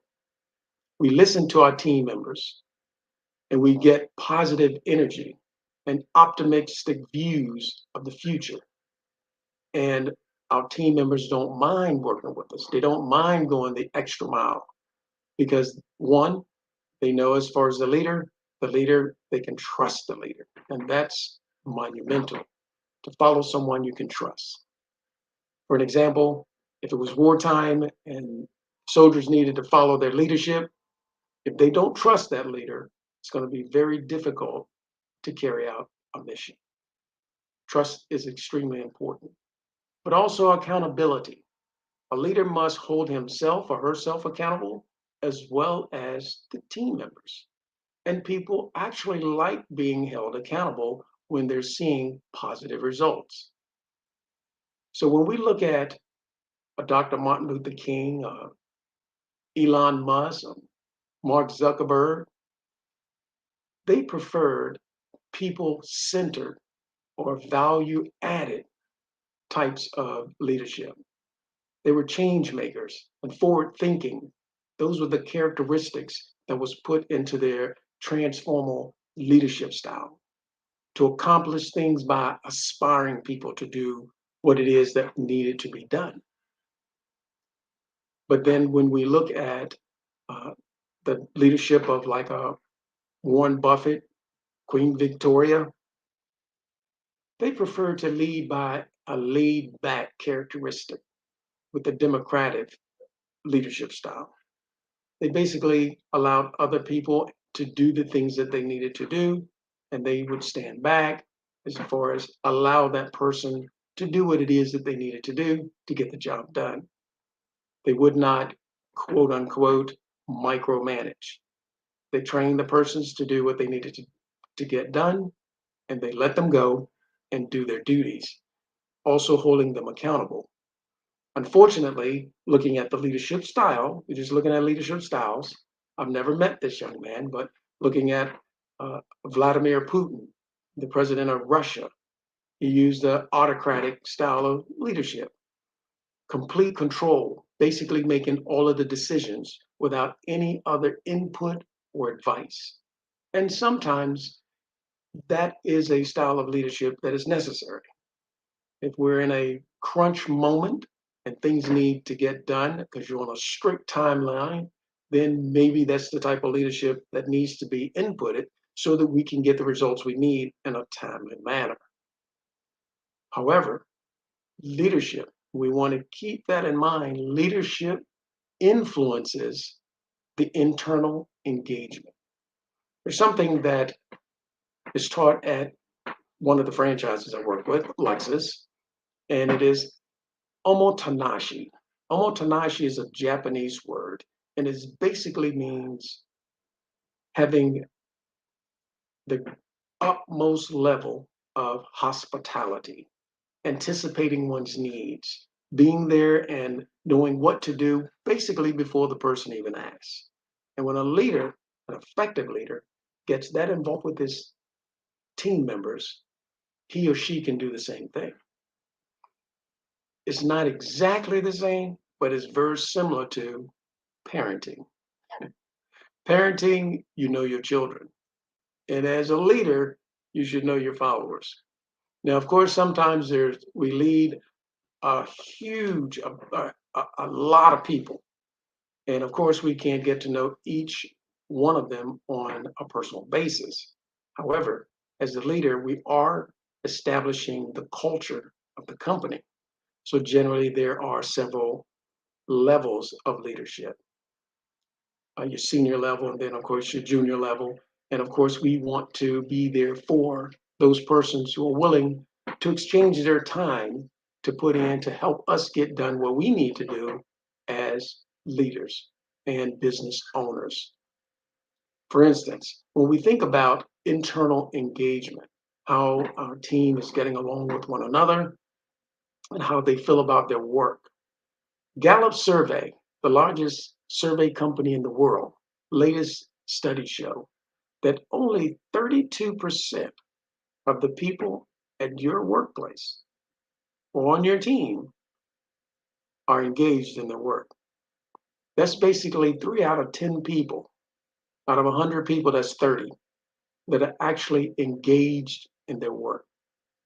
And the other 68% of the people are going through the motions. They're just showing up, going through the motions, or exploring other opportunities on your time because they're not engaged in their work.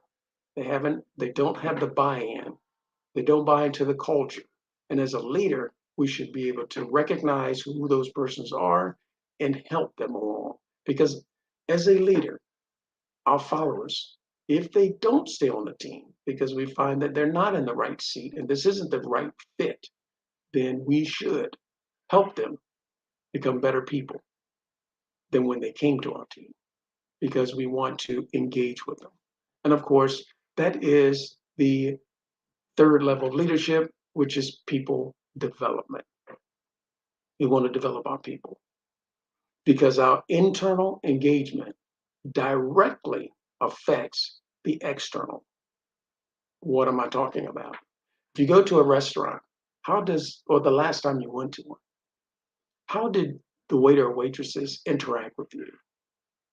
Could you feel if they really were engaged with what they were doing as far as their job? Or the last time you maybe walked through the aisles at a department store and asked a question? How did the team member engage with you? Could you tell if they were just there for the paycheck? Or were they really involved with wanting to move the company forward? We can generally tell. We can generally feel if a person is truly engaged in what they're doing.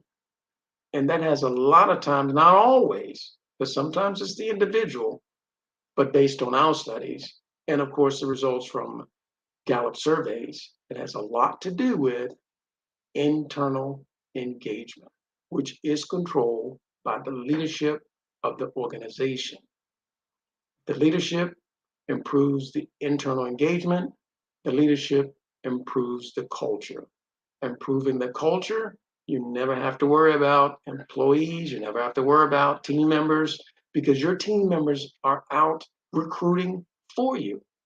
Hey, where we work at, that is the nicest place I've ever worked. The people are just totally awesome. They're telling other people. So you never really have to look for other talent because talent is always drawn to you. Just like talent can repel. Oh, you never want to work where I work. I can't, you wouldn't believe how it is there. That's going to repel people. Generally, if you're engaged with someone and it's negativity that's coming from where that individual works, you're not interested in wanting to work. So that internal engagement is extremely important. And it's important to the bottom line. And oftentimes we don't think about that as a leader. All we're thinking about is, I'm going to jump over to the 3 phases of entrepreneurship. As a leader, and we have a smaller business and we're starting out, and we're at the technician phase of our business growth, we're only thinking about get it done, get more sales, whether that be selling our services or selling our product or both. We're thinking about sales because we need to turn income to keep things moving. Unfortunately, it's sort of like walking. One leg is running and one leg is walking. You're not going to get very far. Both legs need to move at the same pace. So that internal engagement is extremely important. So important that it can help the business grow or it can actually kill the business itself, because that internal engagement affects the external. And what is the external engagement? The external engagement is how your team is interacting with your customer. Whether that customer is a company, if that company is an individual, is that company of another company? It's how they're engaging. I think we all will agree that relationships get us more business than practically almost anything else as far as that relationship. And once we gain that particular customer, it's easier to keep that customer than to get another one. So it's important, again, that we have that external engagement, that we have our external customer see that we value their business. And looking at the internal, external engagement of a company, it really goes all the way back to the mission of the company. The mission of the company was established by its leader. Kind of see where I'm going with that? It's the leadership. And leadership is influence. And we influence the behavior of our followers, whether that is a good behavior or not so good behavior. Same thing when we look at the American football. If a team is getting a lot of penalties, it's time for a timeout to say, hey, wait a minute, what's going on with the coaching staff as far as the rest of the team to get a lot of penalties? Because it's saying the team isn't as disciplined. Well, why isn't the team disciplined? It goes back to the coaching, which is the leadership. When we look at a company and we're not growing, time out, what aren't we doing correctly first internally before we look externally? Because we can look externally, but it's not going to do us a lot of good because it's just coming in. It's like water going into a bucket with a hole in it. You can keep filling it with water, but it's going to continue to leak out. First, let's find the fix for the hole. Let's get our team tight. How do we get a tight team? It's with the leader. An inspiring leader is the type of leader where, yes, we're on the battlefield and there's bullets flying around and you're going to charge anyway. Great leadership. So when we're looking at our leadership, we're looking at our culture, we're looking at how our company is being built. And when we look at how our company is being built internally, we have to go back to our mission statement. And our mission statement is what should be ingrained in everything we do. One of the companies, I won't mention which automotive dealership, but in their covenant was treat each customer as you would a guest in your home. That's huge. How do you treat guests that come to your home? That's internal, relationship with external. Treat them as though they were a guest in your home, and they'll come back. You treat a guest to come to your home, chances are they're not coming back. Leadership, influence. Leadership influences behavior. Behavior dictates outcome. Outcome determines how long your business will last and how your business will grow. Goes back to the foundation of the power of leadership. Speaking of leadership, you as an owner, when was the last time you had some executive coaching on leadership? When you look at your team, when was the last time you engaged leadership coaching with your team? So in closing, I will say again, look at your leadership, because it is possible that you can have a fantastic leadership team, but it's necessary that you get in there and see what the issues are and get the proper training. And it's going to be hard because people don't like change, but it's up to you as the owner of the business, as the leader, to get it done. And then once it is, it's worth it. It's worth it to those persons on your team. And then we know it is done. I heard, man. First, we're not going to let you go, Virgil. That was awesome. I mean, way you're guiding business owners and just career people in leadership roles through the experience of being in position of authority and to actually carry out the initiatives that have been laid out. Now, we've got a few minutes. I want to ask you a question because I'm curious, right? I'm curious. When it comes to like vision and strategy, and you talked about this, but as the leader, you embody, you enthusiastically want to perform, and but you have to perform through the auspice of others and where they're at and how they see things, and then you've got to get them motivated. But how do you continue to keep that person motivated if they're not, and you don't really know if they're buying in or if they're not buying in? You've got to like gauge that, because if they're not bought into the process and the vision that's laid out in the strategy, you yourself will also find difficulty in meeting that challenge. How are you doing that in your decision making? Very good question. I appreciate that, Grant. And that is extremely important to a company, that we do get that particular buy-in. One of my mentors, John C. Maxwell, he's often asked, well, why are all your people so good? And they all seem to be engaged. He said, well, that's the type of person that I hire, those persons that are engaged in what they do, not necessarily strictly as far as the company, outside as far as your interests. How engaged are you? And when we ask about those things, sort of like thin layering, as far as pulling back the thin layers, we find out different things about the individual. How engaged are you with, and you can tell when you speak to someone about something that they really enjoy, skydiving, you can see them light up. When you ask someone about what they're engaged with and they're like biking, they light up. Or when you're engaging with a person, and we're actually doing the evaluations, because we have our matrix on what we're looking at in our evaluations, then we see how engaged they are. Because we understand that a leader isn't a leader if he or she doesn't have any followers. Now back to the question, there of the 5 levels of leadership, the leadership levels that we're looking at for that engagement and keeping them engaged is people development and performance. When we help people as leaders, when we help our followers to perform, when they know that we're there shouldering the responsibility with them to meet their goal, they're more apt to be engaged. And once they meet that goal, they see that we are truly interested in them gaining what they need to gain, then they tend to buy in more. And that's the leaders. His or her position is to really motivate.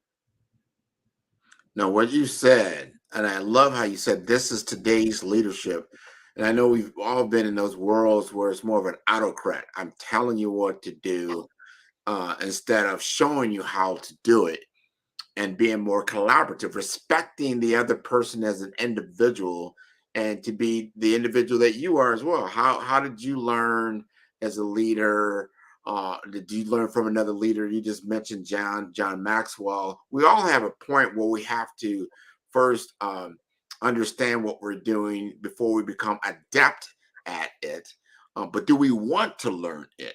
And to your point, when I've been motivated by leaders and I see that they are in the game, like I'm just not telling you what to do, I'm showing you how to do it. Like, wow, man, you now I'm buying into you, not just the process, but I'm buying into you. And I've had those leaders or people I still reach out to today, even though I'm not in that business, or working directly for them, but they're still people I admire. So I still talk to them on a number of different levels. So it's an authentic relationship.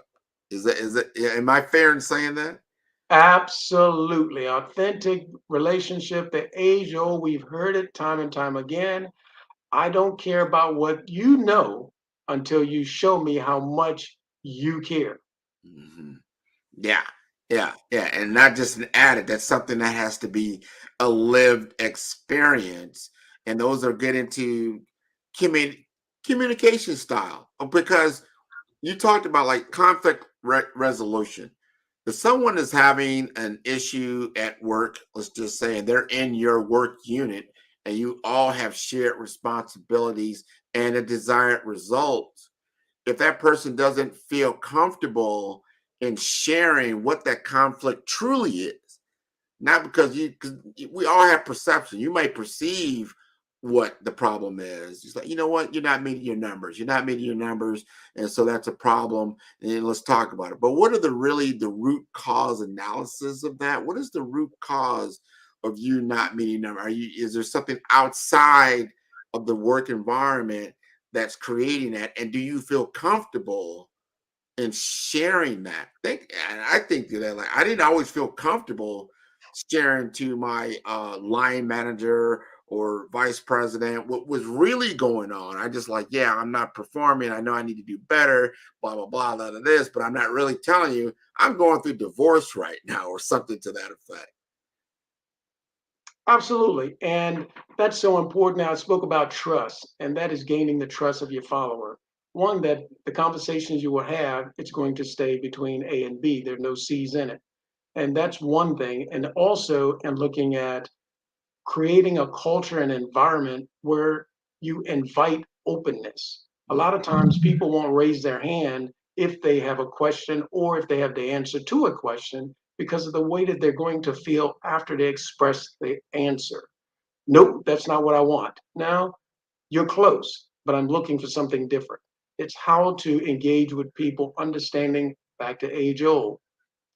We want to engage with people the way that we would want them to engage with us and make them feel comfortable. It is a leader's job to inspire the followers and have them to feel comfortable enough to want to sit down. Unfortunately, I've found that some leaders, and going in looking at companies, they don't have the tough skin to take the tough questions.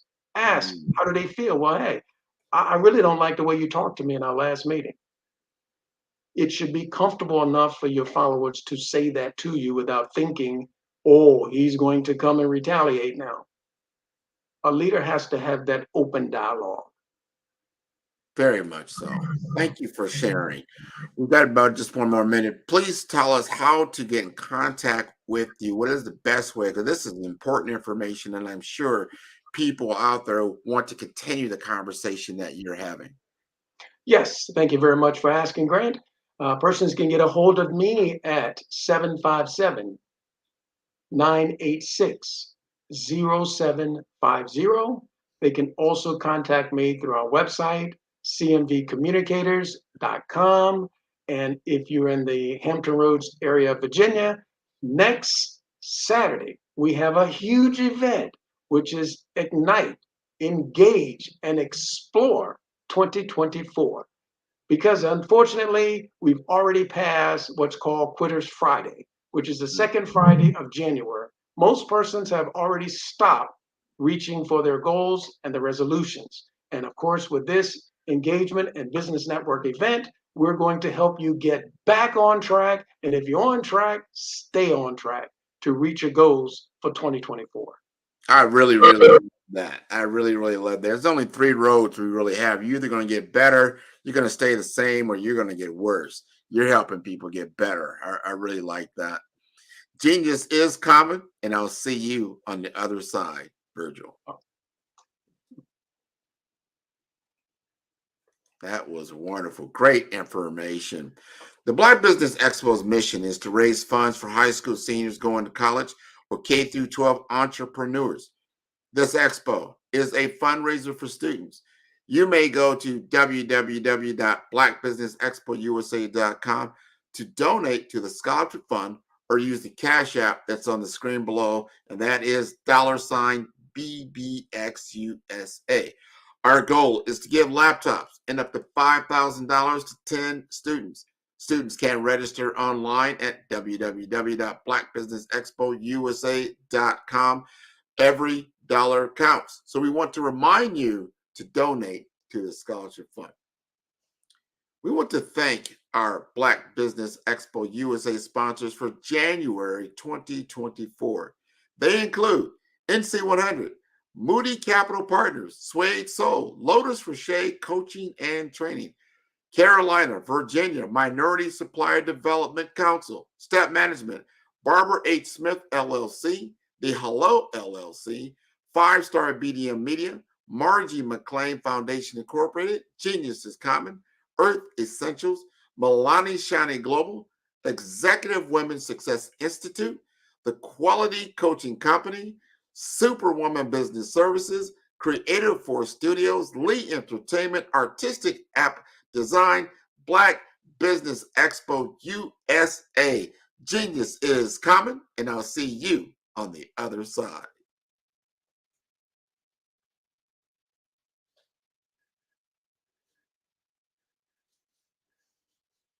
Over the past few years, we've seen the growth of existing and new initiatives focused on financial inclusion, building.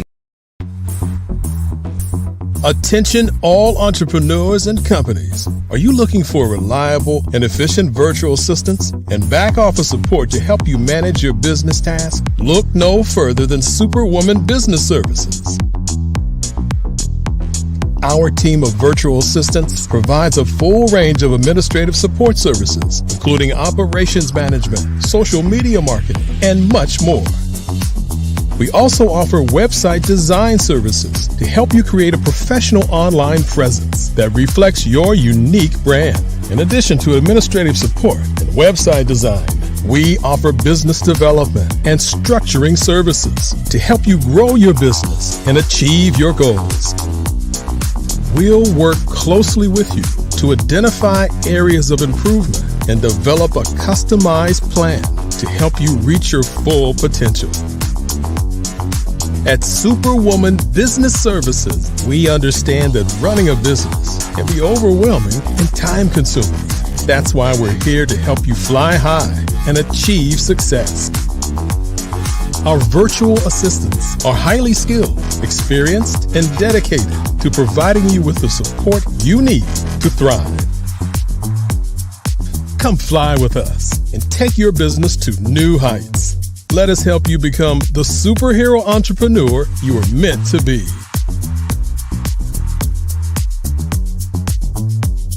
Contact Superwoman Business Services today to learn more about our back office support services.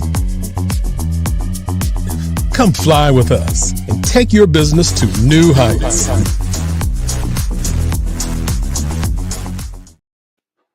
Over the past few years,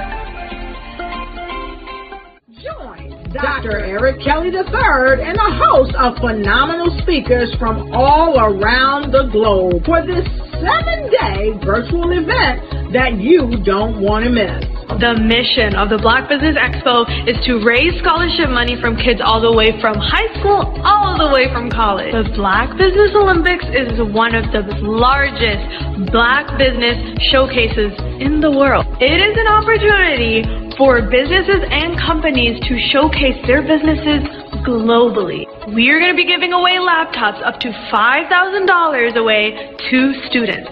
Again, I'm Olivia Appleberry, the founder of 2 Cents Finance and one of the speakers for the expo. I am so excited to see you there. For more info, go to www.blackbusinessexpousa.com or call 919-308-9090 and hope to see you there. I am Black business. From the moment I wake until the time I sleep. Yes, I am Black business. I am Black business. Tell me, are you Black business? I am Black business. Do you support Black businesses? Listen, I support Black business because I am Black business. Black Business Expo, one of the largest business showcases in the history of Black business in the world. The world! Sign up today at www.blackbusinessexpousa.com or call 919-308-9090. I am Black business. I am Black business. From the moment I wake until the time I sleep, I am Black business. I am Black business. Are you Black business?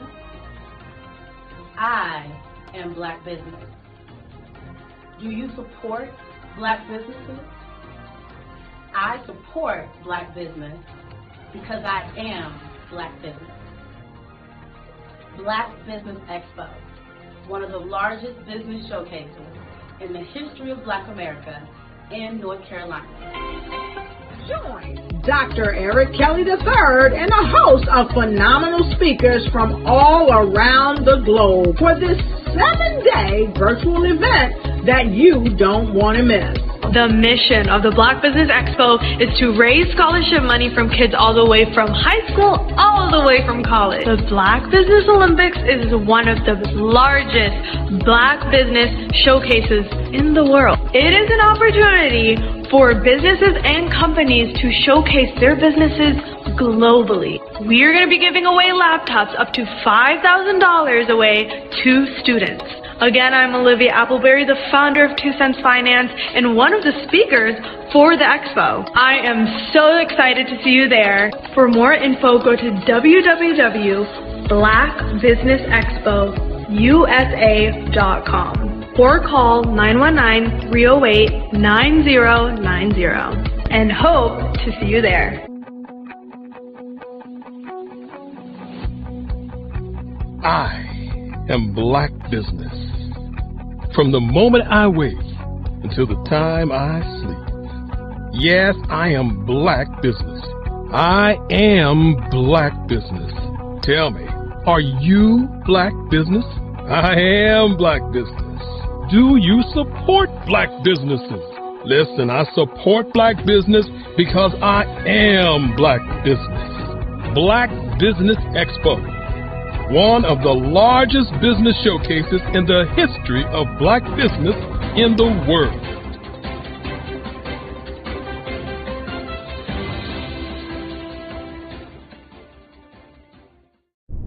Sometimes you got to hear the news from the Black perspective, and more specifically, Black publishers. And that's exactly why you have to download the HeyTie app, the largest mobile app delivering breaking news, videos, and podcasts from 200 of your favorite Black publishers. Yes, 200 Black publishers delivering news as it happens, literally all in one app. Go to HAYTI.com or download the app in the Google Play Store or Apple App Store. It's completely free, along with information that you can trust, so go check them out.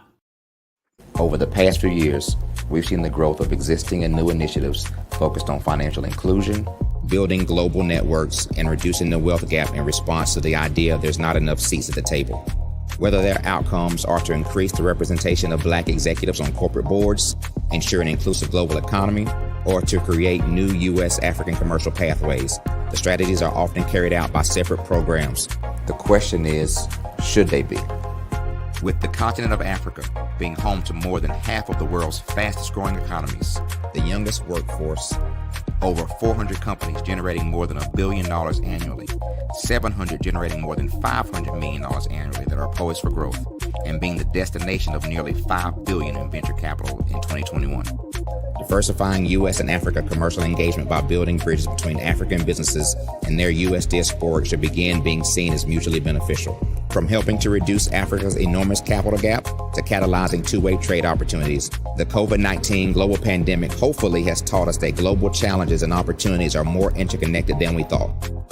During the pandemic, African companies like Unicorn Flutterwave, insurance provider Reliance Health, ride-hailing app Yasir, and 54Gene, the continent's first bank of DNA on people of African descent, proved that when African companies have access to networks, capital, and information, they grow big, grow fast, and create solutions that are valuable to the world. This is why Be Direct was created. We are the first U.S.-based but African-centric board preparedness and board search company designed to connect U.S. Black talent and corporations to African businesses. Unique and fundamental to Be Direct's success is our process of helping board candidates adapt their experience and networks to an African context before they're connected to high-growth companies that are looking to locally and globally scale. From our focus groups with African business execs and government leaders, we don't ignore the sentiment that business is easy, but people are hard. Having a pool of board candidates with hard-to-access networks and extensive experience across the business life cycle, including successfully raising capital, is table stakes for an initiative like this. So yes, we have that. But corporate or entrepreneurial success in the U.S. does not guarantee success in Africa. Developed alongside industry partners on the continent, our training program, Be Direct Prep, is designed to transpose their experience to create cultural comfort, understanding, and a commitment to helping businesses in Africa scale. Our board governance sessions are African continental and country specific, integrated with cultural awareness and dexterity training, masterclasses led by African industry execs, and mentoring and coaching from African continental-based facilitators. But even more unique to Be Direct Prep, we cap off our training program with an immersion trip to help candidates that have not been to Africa before see and feel Africa's complexity and opportunity from African soil. We all know traditional network-based board placement has historically left a lot of us out of ever really being in the paid board pipeline. Our strategy supports the work of many great organizations that are successfully filling seats at U.S. board tables by creating more tables for those that are still left on the sideline. It's time to start seeing the role and value of U.S. Black talent and businesses on the continent of Africa differently. Old perceptions and habits limit economic inclusion. Let's transition Black talent and the African businesses they will support from the periphery of the global economy to its core. Living in a global lockdown, we all know now how fast local and global economies can change, and see the value of having businesses that hire, strengthen local value chains, and even grow globally. Status quo in any form holds back progress. We must democratize U.S.-Africa commercial engagement by socially and economically connecting cultures that have long been disconnected. It's time for Africa's U.S. diaspora to redefine their global value by helping African businesses scale continentally and globally.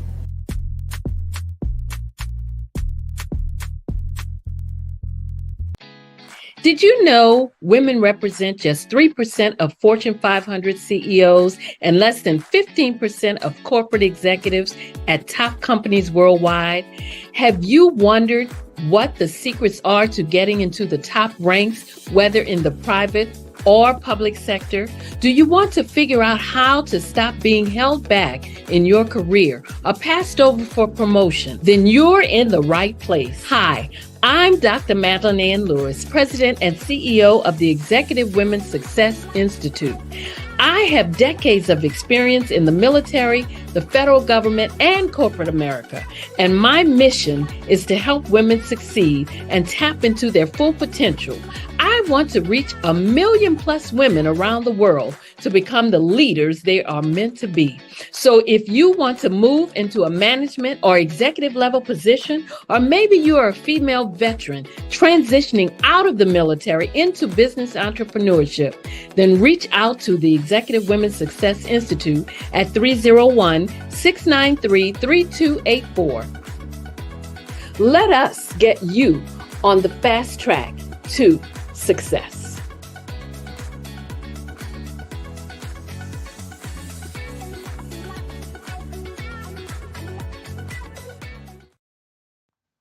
Genius is common, and my genius is nutritional strategy.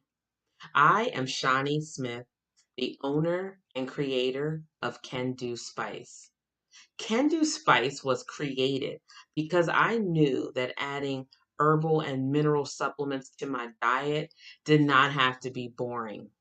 In fact, because I'm a food enthusiast, I knew I could create something flavorful and explosive that also had the benefit of adding herbal supplements such as sea moss, bladderwrack, burdock root, and black seed, just to name a few. I invite you to take this journey with me where we come together and take control of our nutritional health. It is my way of sharing my genius, the gift of flavor and the healing power of herbs to the world. What is your genius? Hello, this is Israel, and I am CEO of Daydreams Interactive and author of Princess Planet. So, genius is common, and as a kid, I loved to daydream. Even as an adult, I love to daydream. And when my daughter became 6 and loved princess characters, but we just could not find the diversity that showed her, we created our own characters. So, for instance, you have Princess Nulu right here. Princess Nulu is from Uganda, and her genius is that she loves to take care of animals. She can actually even listen and hear what they say. And then we have Princess Isabella right here. Princess Isabella, she's from Cuba, and her genius is biochemistry. One day she hopes to eliminate disease. Then we have Princess Nia right here, and Princess Nia is based off of my daughter, and she wants to be the greatest dancer alive. So that's her genius. So what's your genius? My genius is my imagination. Genius is common.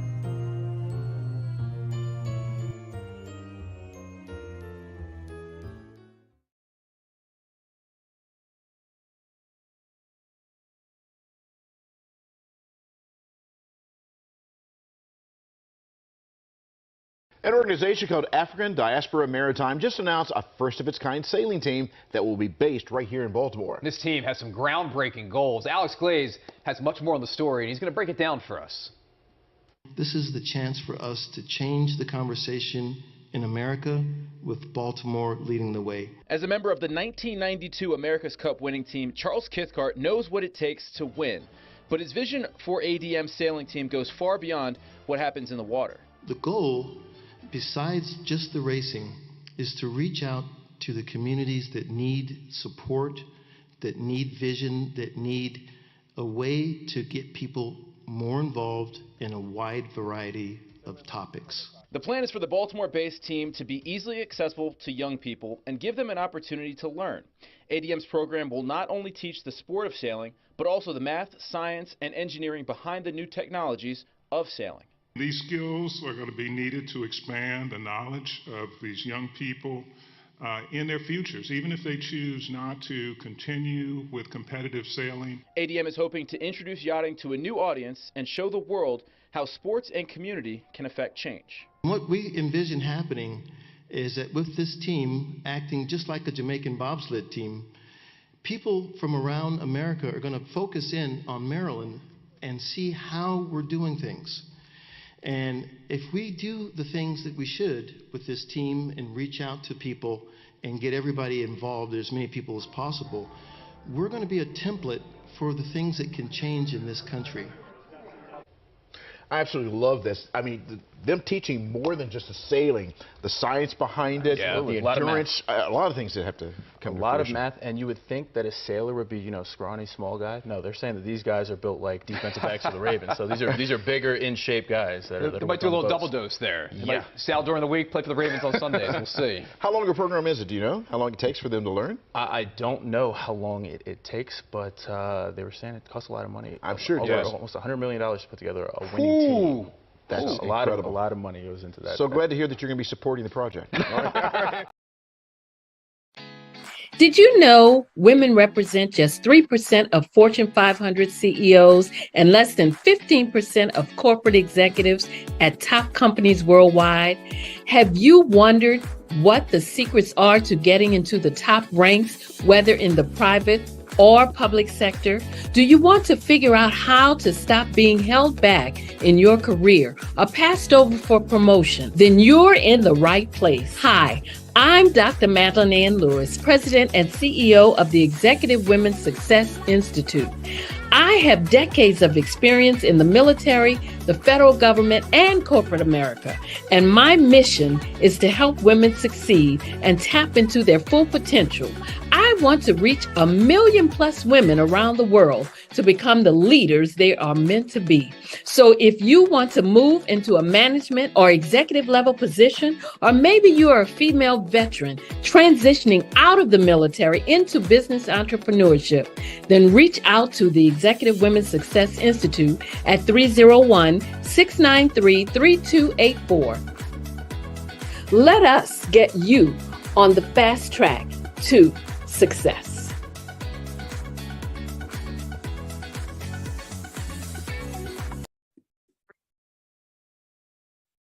Hello, I'm Dr. Madeline Ann Lewis, President and CEO of the Executive Women's Success Institute. And my genius is helping women accelerate the path to success. You know, I was blessed to have strong women in my life who encouraged, motivated, and pushed me to do my best and to never even think about giving up on my dreams. So I say to women, we must show up to rise up. We have talents and potential, but who will see them if we don't speak up and get noticed? I know that women are a tremendous resource on this planet, and there is nothing more fulfilling than helping a woman tap into her full potential. I do this because I want to be a part of helping as many women as I can to show up, to rise up. I do this because genius is common. I'm Ramon Ray, founder of Smart Hustle Magazine and smallbiztechnology.com.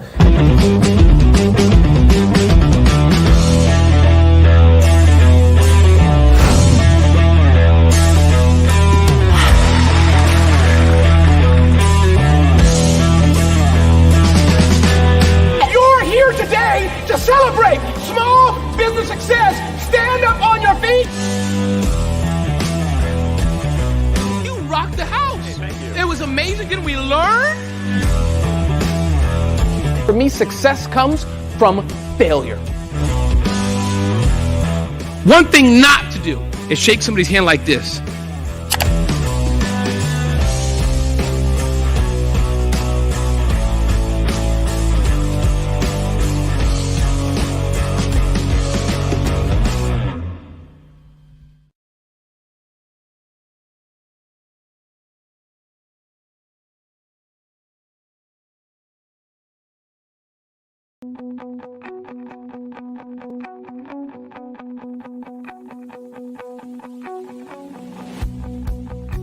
I am Black business.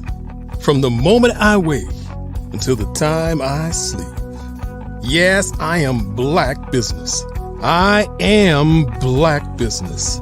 Tell me, are you Black business? I am Black business. Do you support black businesses? Listen, I support black business because I am black business. Black Business Expo, one of the largest business showcases in the history of black business in the world. The world! Sign up today at www.blackbusinessexpousa.com or call 919-308-9090. I am black business.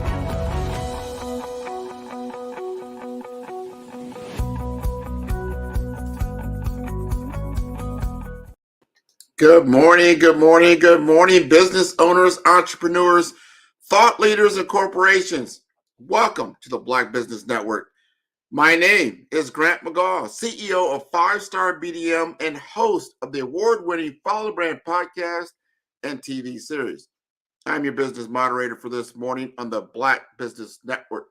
The Black Business Network is a 24-hour business network showcasing black businesses, business owners, entrepreneurs, and thought leaders worldwide. We have speakers from North Carolina, London, Singapore, Africa, Japan, and cities all over the United States.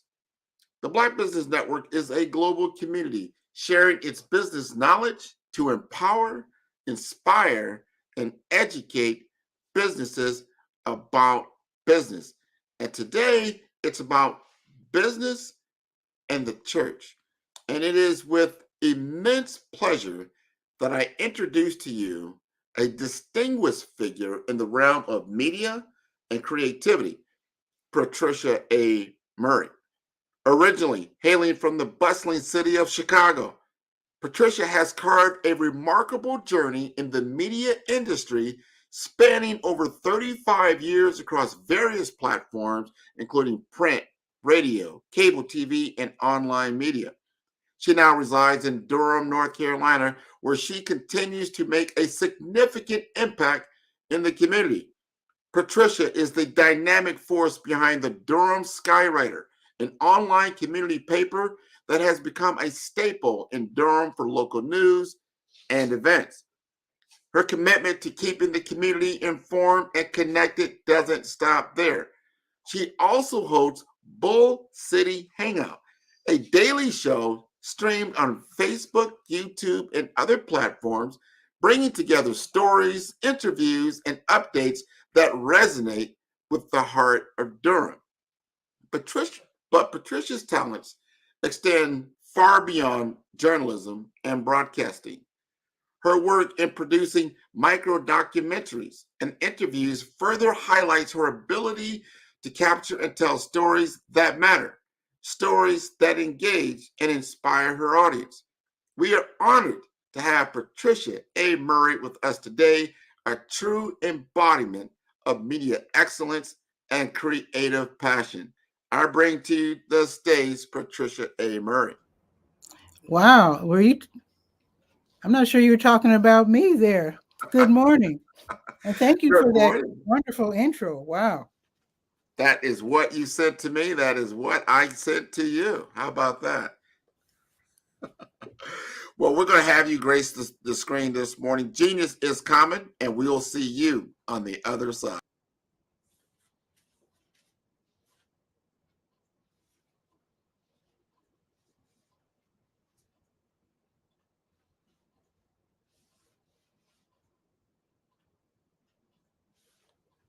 I guess I'm waiting for the host. I'm not sure what I'm supposed to do here. I'll just wait.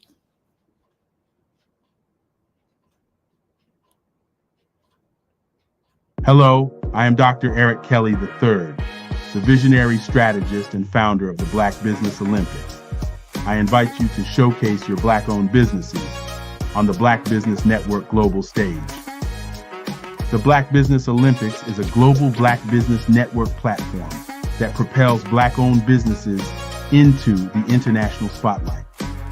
By showcasing your business on the Black Business Olympics platform, you can reach a worldwide audience of potential customers, partners, and investors. You can also establish yourself as a thought leader and expert in your field, attract lucrative partnerships, and and more speaking engagements. In addition, the Black Business Olympics platform provides a valuable opportunity to connect and collaborate with like-minded entrepreneurs and business professionals from around the world. This can lead to new business opportunities, ideas, and relationships. Finally, by sharing your story and expertise on the Black Business Olympics platform, you can inspire and empower others. This is a powerful way to make a positive impact on the world and leave a lasting legacy. If you are a Black-owned business owner, I encourage you to seize the opportunity to showcase your business on the Black Business Olympics platform. It is a once-in-a-lifetime opportunity to make an indelible mark on the world. Be one of the 1,000 visionary entrepreneurs who are changing students' lives, shaping industries, and leaving an unforgettable legacy for their families. Unleash your voice on our global stage and watch your business thrive. Black Business Olympics is one of the largest Black business showcases in the history of Black business in the world. Yes, the entire world. Just give me a call today at 919-308-9090.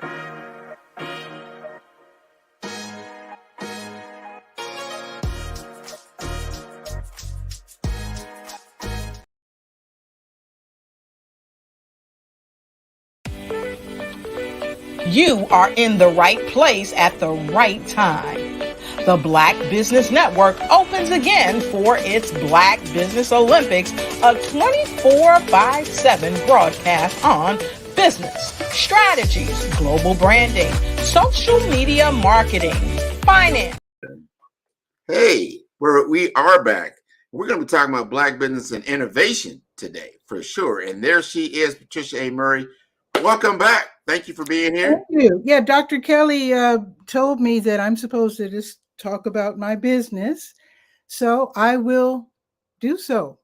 So I'm Pat Murray. I publish the Durham Skywriter, that's Durham's online community paper. But going back to my roots in media, I actually started in Chicago, my hometown, back in the mid-90s. I moved back to my original neighborhood, Woodlawn, which by that time had become a low-income Black area with no community paper. Now, Chicago is known for its community papers. A lot of the bigger neighborhoods have their very own media, including radio. But Woodlawn had fallen by the wayside, and I noticed that a lot of the people were kind of negative about living there, not surprisingly. So I decided to study the neighborhood. I hadn't lived there for almost 40 something years, and I decided to study it, learn more about it, and to start a little community newspaper. And when I say little, I do mean little, one sheet of paper. So I started with one sheet of paper folded, so it became a four sheet newspaper. So anyway, it started out as a newsletter, I guess you should say. And I started pointing out the good things happening in Woodlawn, which usually when the media comes to Woodlawn, they're looking for a story about drug addiction, sexual assault, violence, that sort of thing. But they never cover the stories. Like, for example, living right next door to me was a girl who had won I think it was like a national contest dealing with, I can't remember really, but it was a wonderful story. She had won a computer, and they had her to take the test again because they couldn't believe that some kid from Woodlawn was that intelligent. So she had to actually go through the process twice. That kind of story is usually ignored in the media. They only come to certain neighborhoods for certain types of stories. So I started putting out the positive stories in the Woodlawn Scoop. As it gained popularity, it eventually became the Woodlawn Inglewood Scoop. I hopped across the expressway to an adjoining, even lower income neighborhood, Inglewood, where my parents, by the way, used to work. My dad was a social worker. My mom was a kindergarten teacher over there. So I sort of knew about Inglewood already a little bit. So it became the Woodlawn Inglewood Scoop, gained popularity there. Then I expanded it to 10 additional neighborhoods, and it became the South Side Scoop. And Chicago's so big, I wasn't even covering the whole South Side. But anyway, I was telling a lot of stories that were being ignored. So I had to move here to Durham. My aunt had Alzheimer's, no children, so I moved in with her. And of course, once the media bug bites, I mean, it's there. Even though I was taking care of my aunt, I knew that I had to put out a paper. So I put out paper that was pretty much exactly like the Southside Scoop.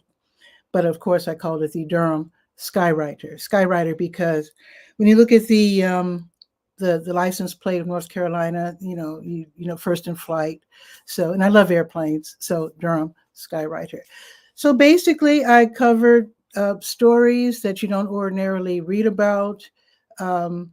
Emphasized advertising in the local community, in other words, mom and pop shops, so to speak, expanded into video. Eventually, my in-print newspaper, which I think I had a print run of, can't remember. I think it was like, I can't remember. I know it was 40,000 in Chicago, but Durham is so much smaller. I think I had a print run of 5,000 here in Durham before going online. I eventually went online, of course, because the print costs were going up and up and up.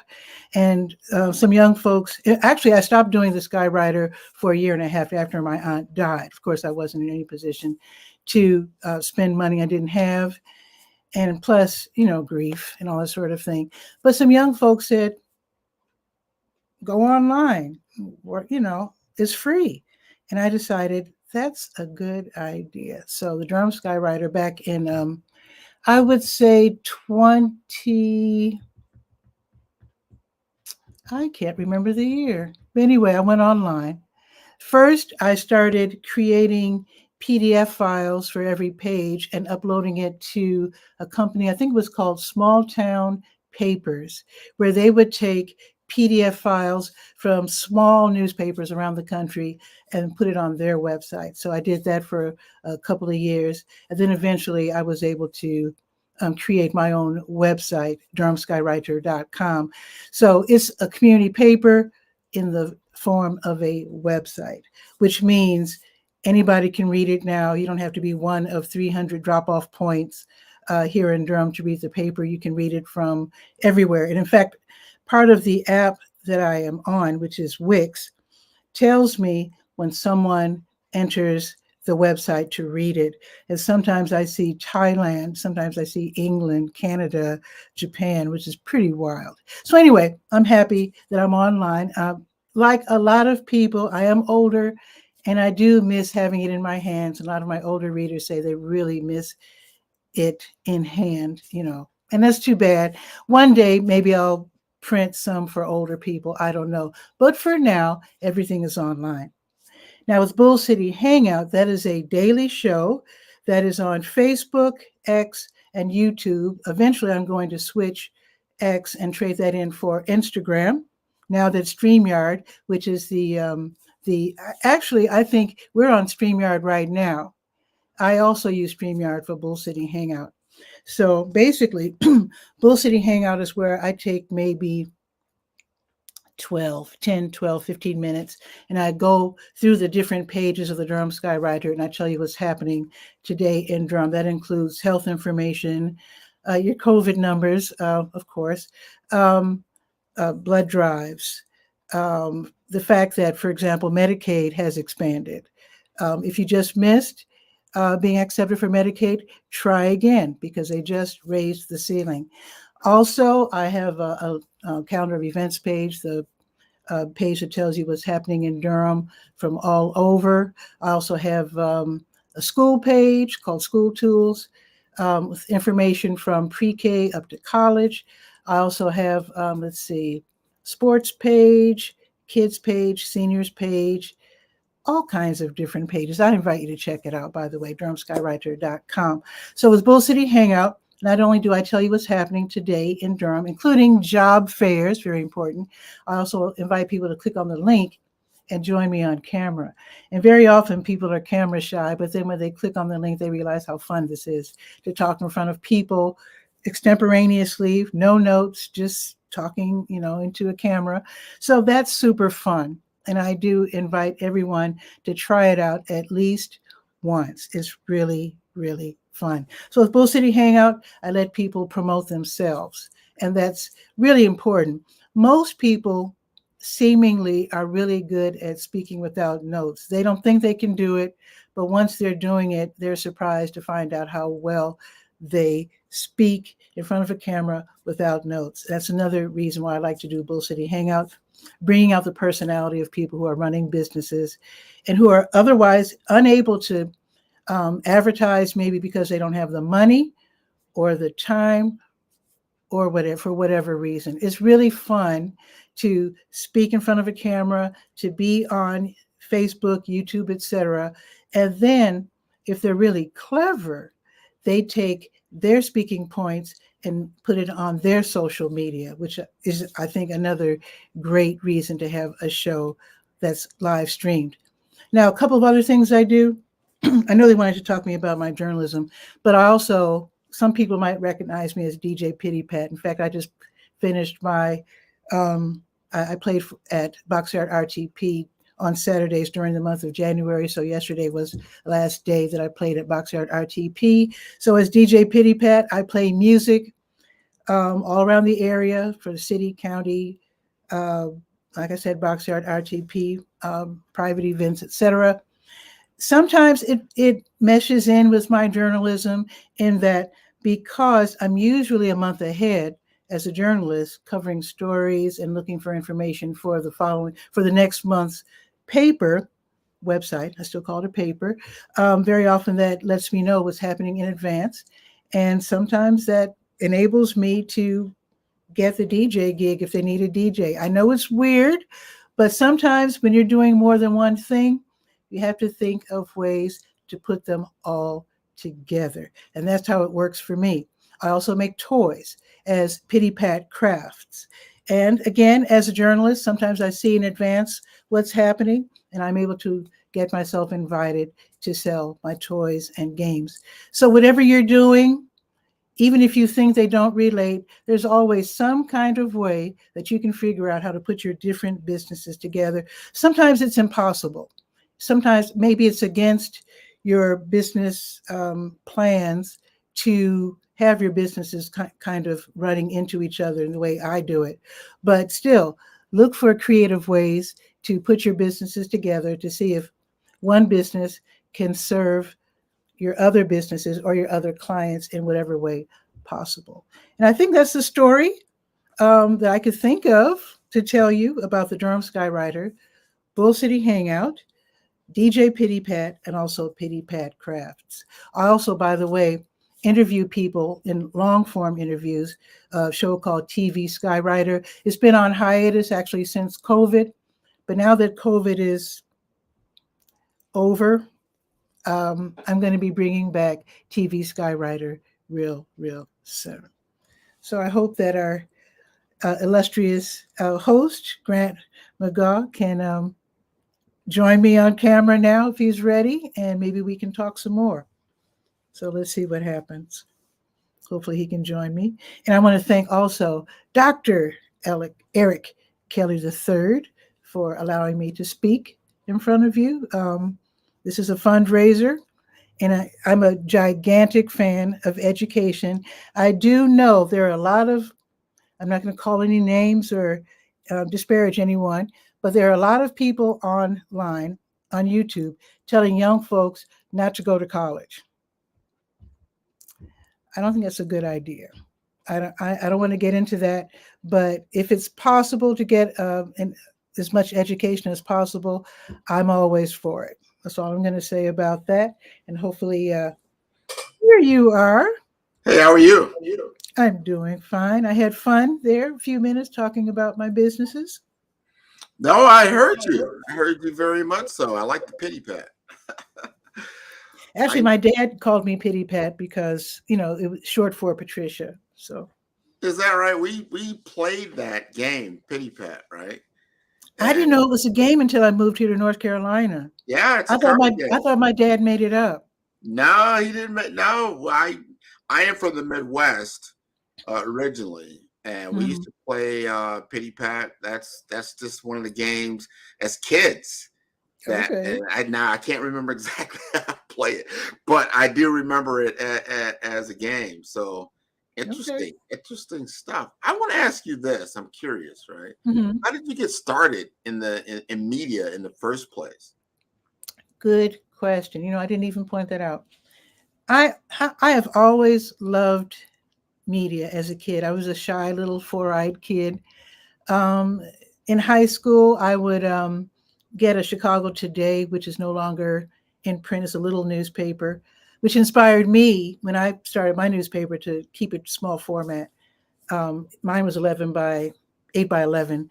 The Chicago Today was maybe half the size of the average newspaper, so you could read it like a magazine, as opposed to stretching it out.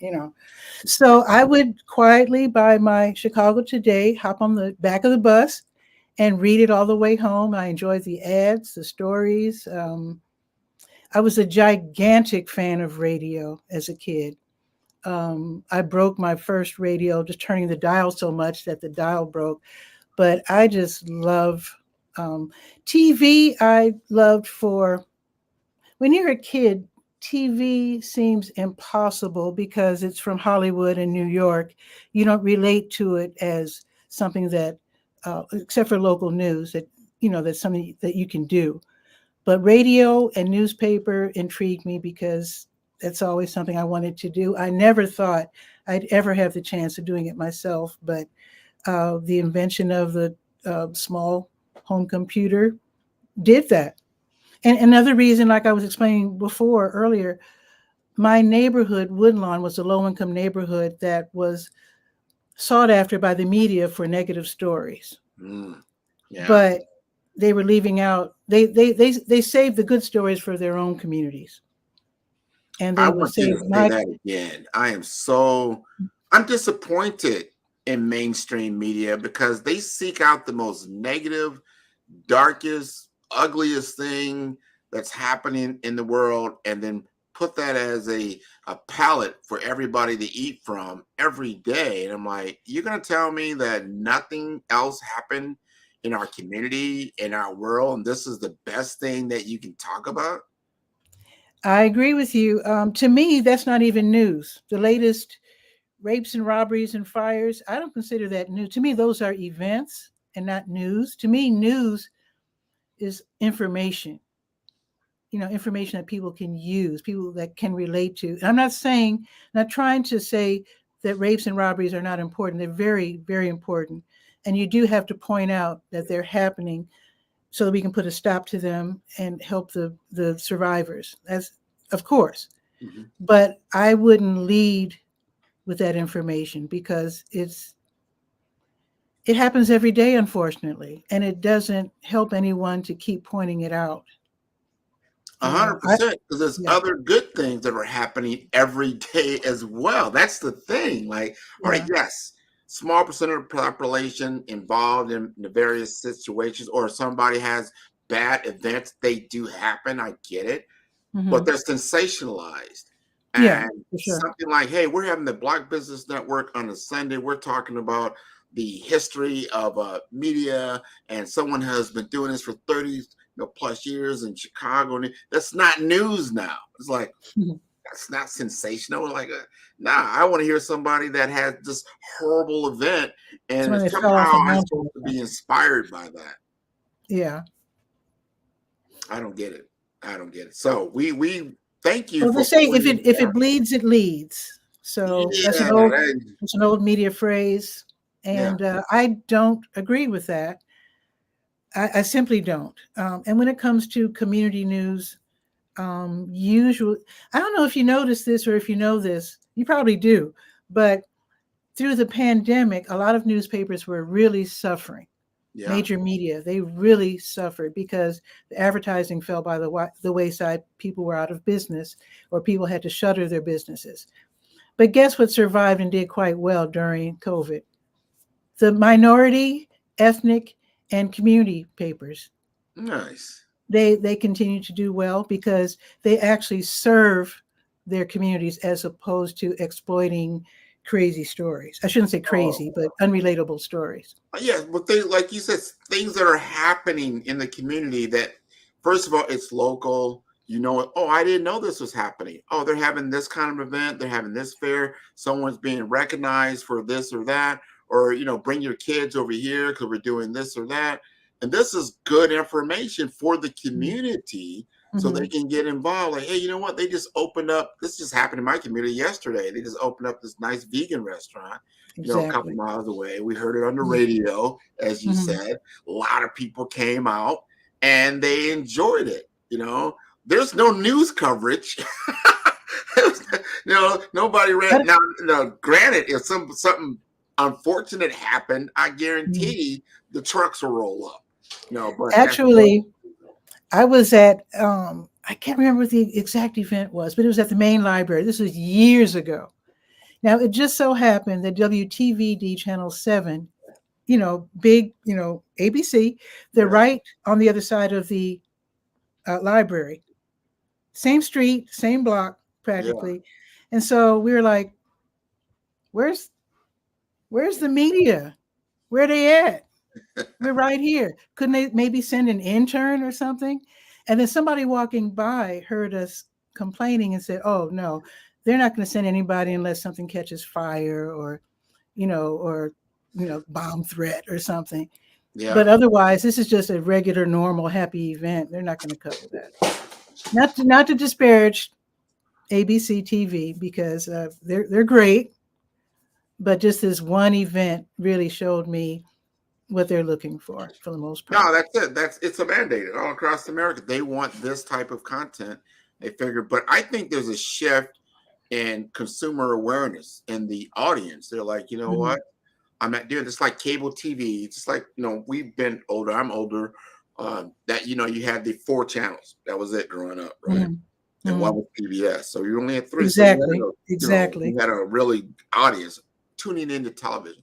Then you had cable TV. Then it's all over the place. Wow, 2 in a channel. This is incredible. Cable TV. And they still were controlling the narrative.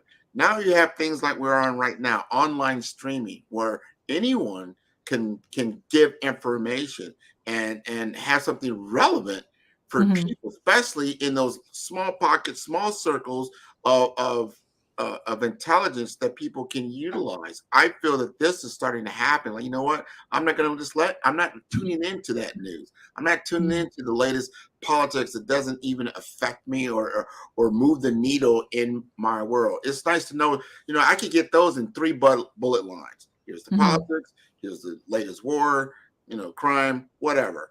Boom, that's done. But tell me about how to grow my business, how to manage my family, how to work through some of the day-to-day issues that are really, really important. How are the taxes affecting my school district that my child goes through, right? Those things are more important for people, and they're seeking it out through online streaming where, hey, you know what? You know, Patricia Murray has this daily show that comes on, and she's talking about pocketbook issues that affect me. She's talking about, you know, health issues that affect me. I'm tuning in to her. I'm going to take my 8 hours of time that I'm going to spend in front of a television or a tablet or a phone, and I'm tuning in to Patricia Murray because she's actually giving me something that I can work with. Do you agree with that? I agree. That's why every day I do the show noon, weekdays, 10 on Saturdays. I take Sunday off, for at least for now. And I tell people where to get free groceries. I tell them about the job fairs. I tell them, and sometimes I'm able to talk to the person putting on the job fair, and I ask, how should the people dress? Do they need their resumes? Because a lot of people are looking for work. They might not even know how to interview and what to wear, you know. And, you know, really, really super useful information. And if I hear about something that's happening for Hispanic folks, I even stumble. I'm not ashamed to try to say it in Spanish. If it happens to be for Hispanic folks, and you know, I'll do my best. You know, and I'll tell the audience, I say, if you know someone who speaks Spanish, tell them about this workshop if they prefer to get their information in that language.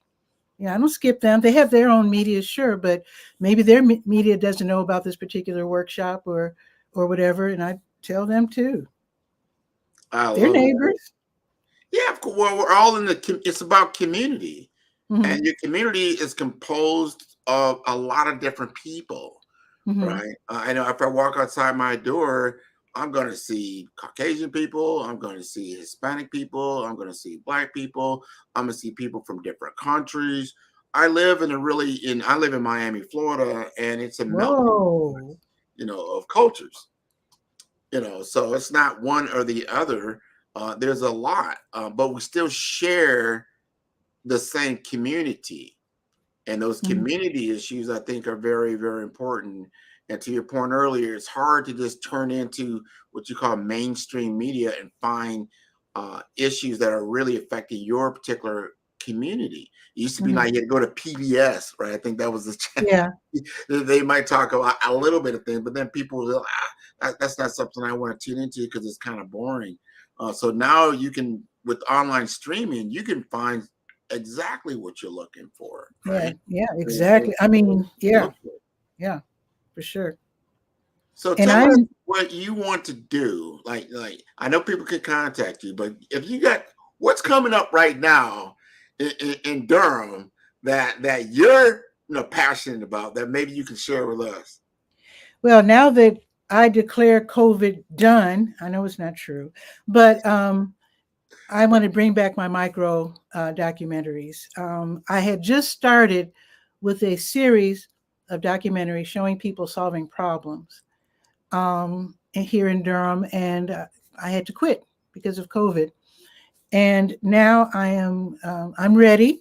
I've got story ideas, some lined up.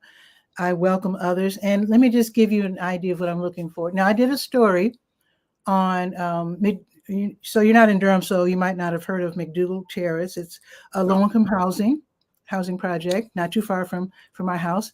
And I made a micro documentary about some of the moms that got together to get food delivered for the children during the summertime.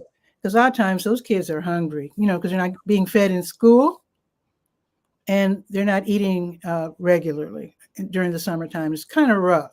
So they got together with the schools, volunteers and whatnot, and they got the kids fed every day, which is super awesome. So I made a micro documentary about that. I made a micro documentary about one guy's quixotic effort to create this gigantic plot of land, again, right outside of McDougall Terrace, into an oasis, like into a fabulous garden where he was going to create all these jobs, and kids are going to have their own farmers market and stuff. I think he got sick. I don't know what happened to him. I think he's still alive. I don't know. I totally lost contact to him with him. But I did a micro documentary, at least documenting his plans for the space, even though it didn't happen. Still, it's there. So I'm looking for stories of people acknowledging that there's a problem, but trying to figure out the solution, as opposed to people just complaining about something. That's it. Let's make it actionable. Let's not just talk about it. Let's do something about it. And showing me what you're doing. I like that you're highlighting people in the community that are. That's a great idea. Whether it came through fruition or not, the idea. Someone else will hear that idea like, all right, you know what? Let me take the ball. Let's hand out the baton and let me take that too, because it's something that's needed in the community, especially when we talk about food shortages or we talk about food deserts. Yes. And I know what you mean by, I remember raising kids, you take it for granted. They go to school and they get a lunch and whatnot. It happens every day. But then in the summer and, parents have to work, it becomes a struggle just to try to, balance all of those things. And you're depending, the kid has to grow up a little bit more to either feed themselves or find ways to make sure that you have enough to eat. So thank you for bringing light to that. So if the audience would like to get in touch with you and your paper and all the things you're doing, what's the best way? Well, email is Durham Skywriter, SKYWRITER, Durham Skywriter at yahoo.com. I love phone calls. I'm 68, so I'm more used to the phone than anything else. 919. what's my number? 919-270-8431. I almost gave my old number. I lost access to my Google Voice number, so I'm now using my old phone number, which most people don't know. And so it's 919-270-8431. All right. This has been wonderful. Thank you for sharing your time on this Sunday. Genius is common, and I'll see you on the other side. Thank you. You're most welcome. That was great. The Black Business Expo's mission is to raise funds for high school seniors going to college or K-12 entrepreneurs. This expo is a fundraiser for students. You may go to www.blackbusinessexpousa.com to donate to the scholarship fund, or use the Cash App that's on the screen below and say $BBXUSA. Our goal is to give laptops and up to $5,000 to 10 students. Students can register online at www.blackbusinessexpousa.com. Every dollar counts. So we want to remind you to donate to the scholarship fund. We want to thank our Black Business Expo USA sponsors for January 2024. NC100, Moody Capital Partners, Suede Soul, Lotus Rocher Coaching and Training, Carolina, Virginia Minority Supplier Development Council, Step Management, Barbara H. Smith LLC, The Hello LLC, 5-Star BDM Media, Margie McLean Foundation Incorporated, Genius is Common, Earth Essentials, Milani Shiny Global, Executive Women's Success Institute, The Quality Coaching Company, Superwoman Business Services, Creative Force Studios, Lee Entertainment, Artistic App Design, Black Business Expo USA. Genius is common, and I'll see you on the other side.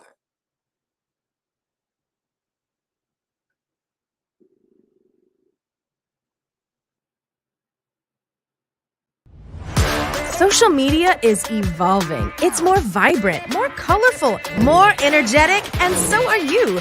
It's not just photos anymore. It's video, it's audio, it's subscriptions. And now there's Fanbase, a new monetized social network. Fanbase delivers the complete native app experience with full content monetization for every user. No algorithms that shadow ban your engagement or growth, and no ads. Follow anyone for free and subscribe directly to your favorite creators for $4.99 a month. Plus, show some love by tipping on any post. Also, make a Fanbase page and monetize your content the same way. Finally, connect with your followers by posting the amazing content you already create. And now, get paid for it. It's time to energize and monetize, because everyone's a fan of something and everyone has a fan base. You are in the right place at the right time. The Black Business Network opens again for its Black Business Olympics, a 24/7 broadcast on business, strategies, global branding, social media marketing, finance, advertisement, and much, much more. Featuring the top, most powerful entrepreneurs and speakers and thought leaders from all around the world as they gather together for this phenomenal event. Join the Black Business Network streaming live into the metaverse, STEM City USA, Black Multiverse, Pod TV, Roku, Hulu, iHeartRadio, Apple TV, YouTube, TikTok, Instagram, Google Podcasts, Facebook, LinkedIn, IBM TV, Spotify, and Twitch. Tune in today and be a part of this amazing movement. The Black Business Olympics welcomes you.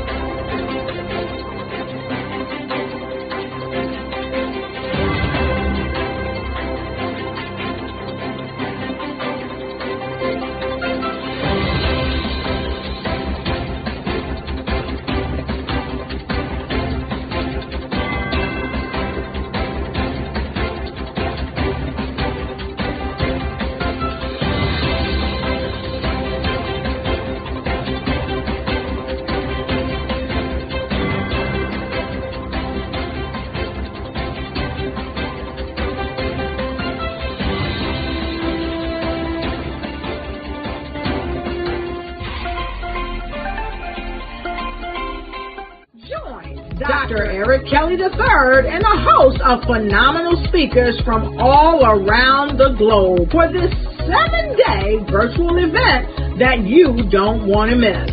The mission of the Black Business Expo is to raise scholarship money from kids all the way from high school all the way from college. The Black Business Olympics is one of the largest Black business showcases in the world. It is an opportunity for businesses and companies to showcase their businesses globally. We are going to be giving away laptops up to $5,000 away to students. Again, I'm Olivia Appleberry, the founder of 2 Cents Finance and one of the speakers for the expo. I am so excited to see you there. For more info, go to www.blackbusinessexpousa.com or call 919-308-9090 and hope to see you there. I am Black business. From the moment I wake until the time I sleep. Yes, I am Black business. I am Black business. Tell me, are you Black business? I am Black business. Do you support Black businesses? Listen, I support Black business because I am Black business. Black Business Expo, one of the largest business showcases in the history of Black business in the world. The world! Sign up today at www.blackbusinessexpousa.com or call 919-308-9090. I am Black business. I am Black business. From the moment I wake until the time I sleep, I am Black business. I am Black business. Are you Black business? I am Black business. Do you support Black businesses? I support Black business because I am Black business. Black Business Expo, one of the largest business showcases in the history of Black America in North Carolina. Join Dr. Eric Kelly III and a host of phenomenal speakers from all around the globe for this 7-day virtual event that you don't want to miss.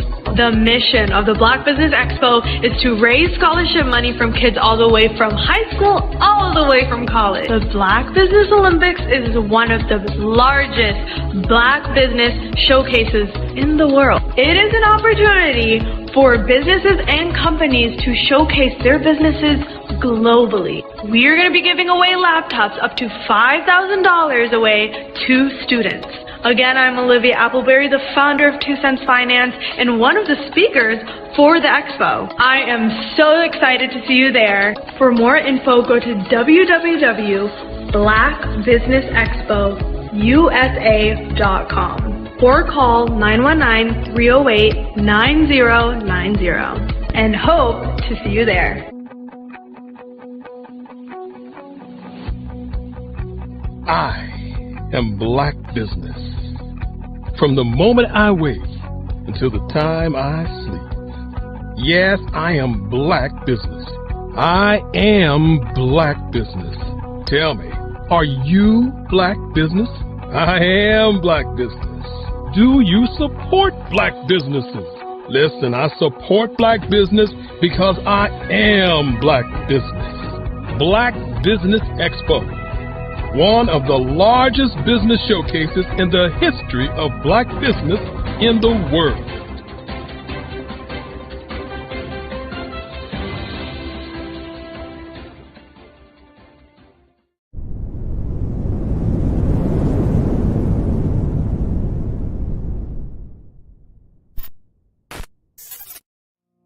Did you know that approximately 333.34 million businesses exist today, according to a report from 2021. And you may be one of those businesses, or maybe you're not in the business market yet, but you're aspiring to be a business owner. Well, guess what? You're in the right place at the right time. Because let's face it, everything is about timing and opportunity. Hi, my name is Dr. Lotus Richey, and I'm the CEO and founder of the Lotus Richey Coaching and Consulting LLC, along with the Lotus Richey Ignite Show. 15 minutes of success with Dr. Lotus Richey, as well as books to boom your business and bring who you are. And today, I want to bring this amazing message to you about the Black Business Network and the Black Business Olympics. See, the Black Business Network and the Black Business Olympic is designed to help people just like you, that's right, that look like me, to take their business to the next level. Not just in your front yard or your backyard, but globally. The Black Business Network and Black Business Olympics is designed not to just help you survive, but to help you thrive. So join us today as we come together with businesses all around the world to support our students, our children, our young teens, our young entrepreneurs. What we do is we come together to help raise funds for students who are aspiring to be business entrepreneurs, who are aspiring and who are thriving in college. We endow them with a wonderful opportunity to gain scholarship of either a laptop or several thousands of dollars. And we invite you to help be a contributor to this amazing opportunity to help someone that looks just like you. So join us today at our website and let us connect with you and help you ignite and take flight in every area of your life on the Black Business Network and the Black Business Olympics. I'll see you on the other side.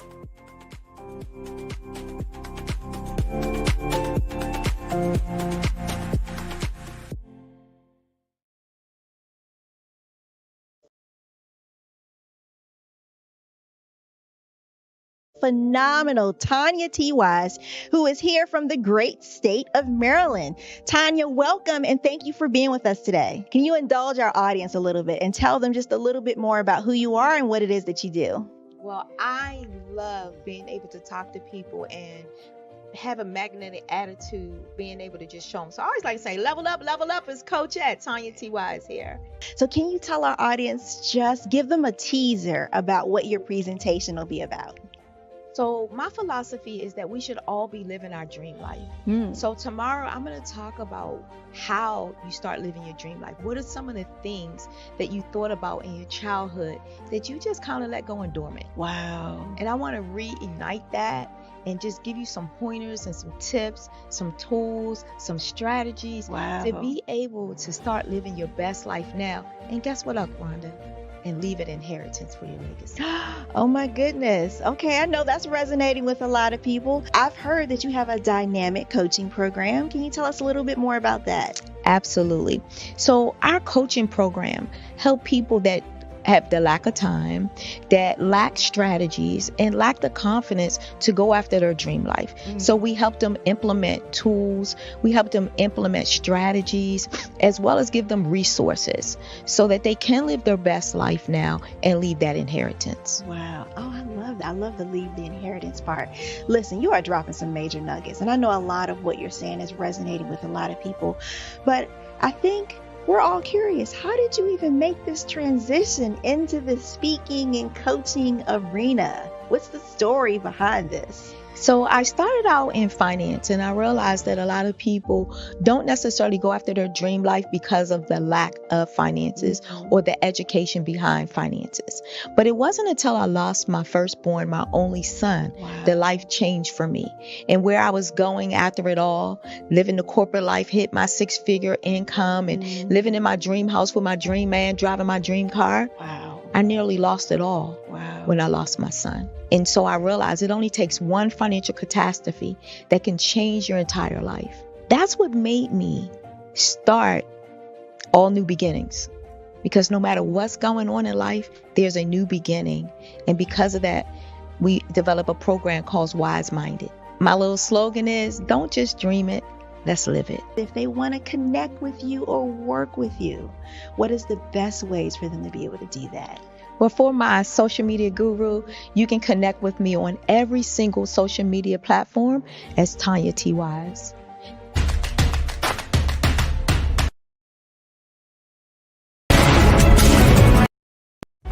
Cash flow. Cash flow. 5, 10, 10, 75. I use the cash flow app to keep track of my charities. Cash flow 5, 10, 10, 75 helps you manage expenses, helps keep track of charitable giving, helps you save your money. Cash flow 5, 10, 10, 75. Download it today. Cash flow 5, 10, 10, 75 would like to wish the Cyber Bears good luck in this year's first robotics competition.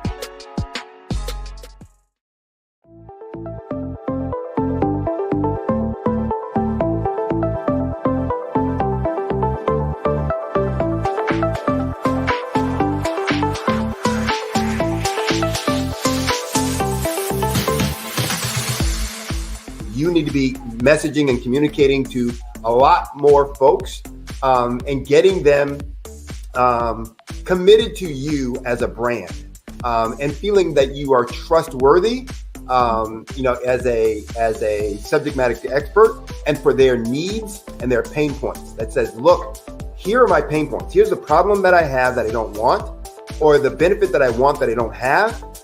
And Grant and Sydney understand that and are giving me information to be able to assist, in my eliminating those pain points.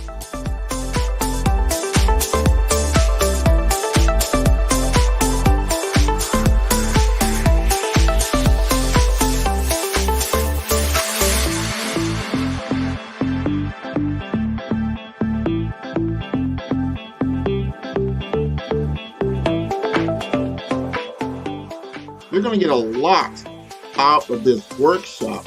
We're going to show you ways that you can begin to look at this particular problem, that you can apply different formulas, techniques, and skills. They're going to get you to that next level. And then you'll understand the value that we're bringing.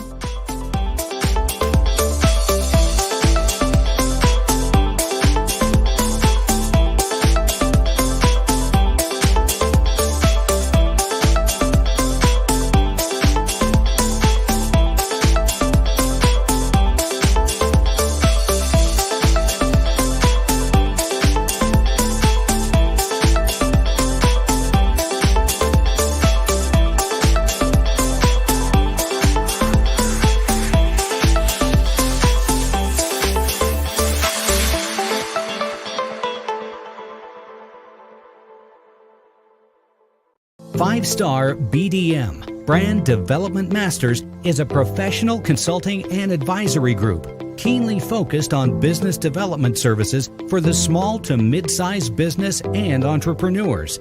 Although every business is unique, they often share business development challenges that can be addressed through smart branding. Services include process improvement and operations, digital strategy and transformation, business intelligence, digital marketing, and personal branding.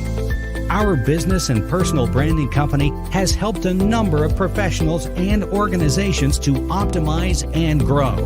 This results in more business, more opportunities, better reach, positive outcomes. Visit www.fivestarbdm.com today to learn more.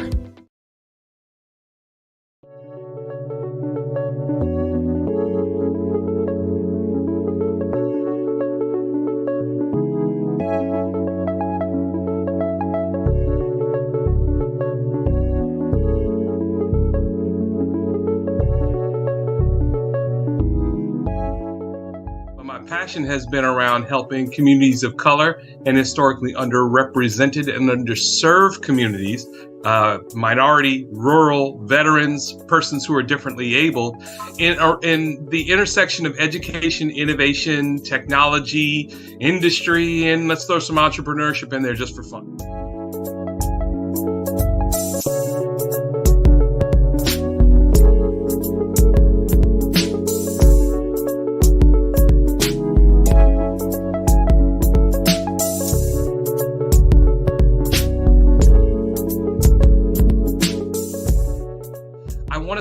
more around innovation, incubators, accelerators. I love the idea of going from innovation to commercialization.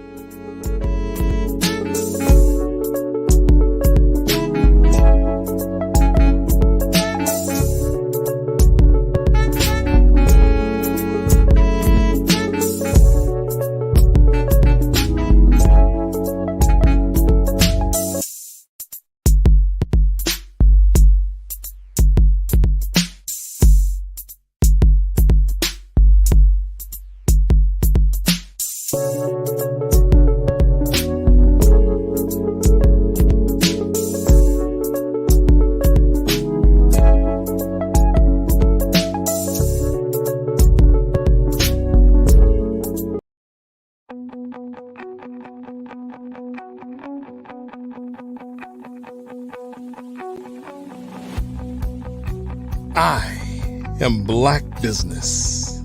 From the moment I wake until the time I sleep. Yes, I am Black business. I am Black business. Tell me, are you Black business? I am Black business. Do you support Black businesses? Listen, I support Black business because I am Black business. Black Business Expo, one of the largest business showcases in the history of Black business in the world. The world! Sign up today at www.blackbusinessexpousa.com or call 919-308-9090. I am Black business.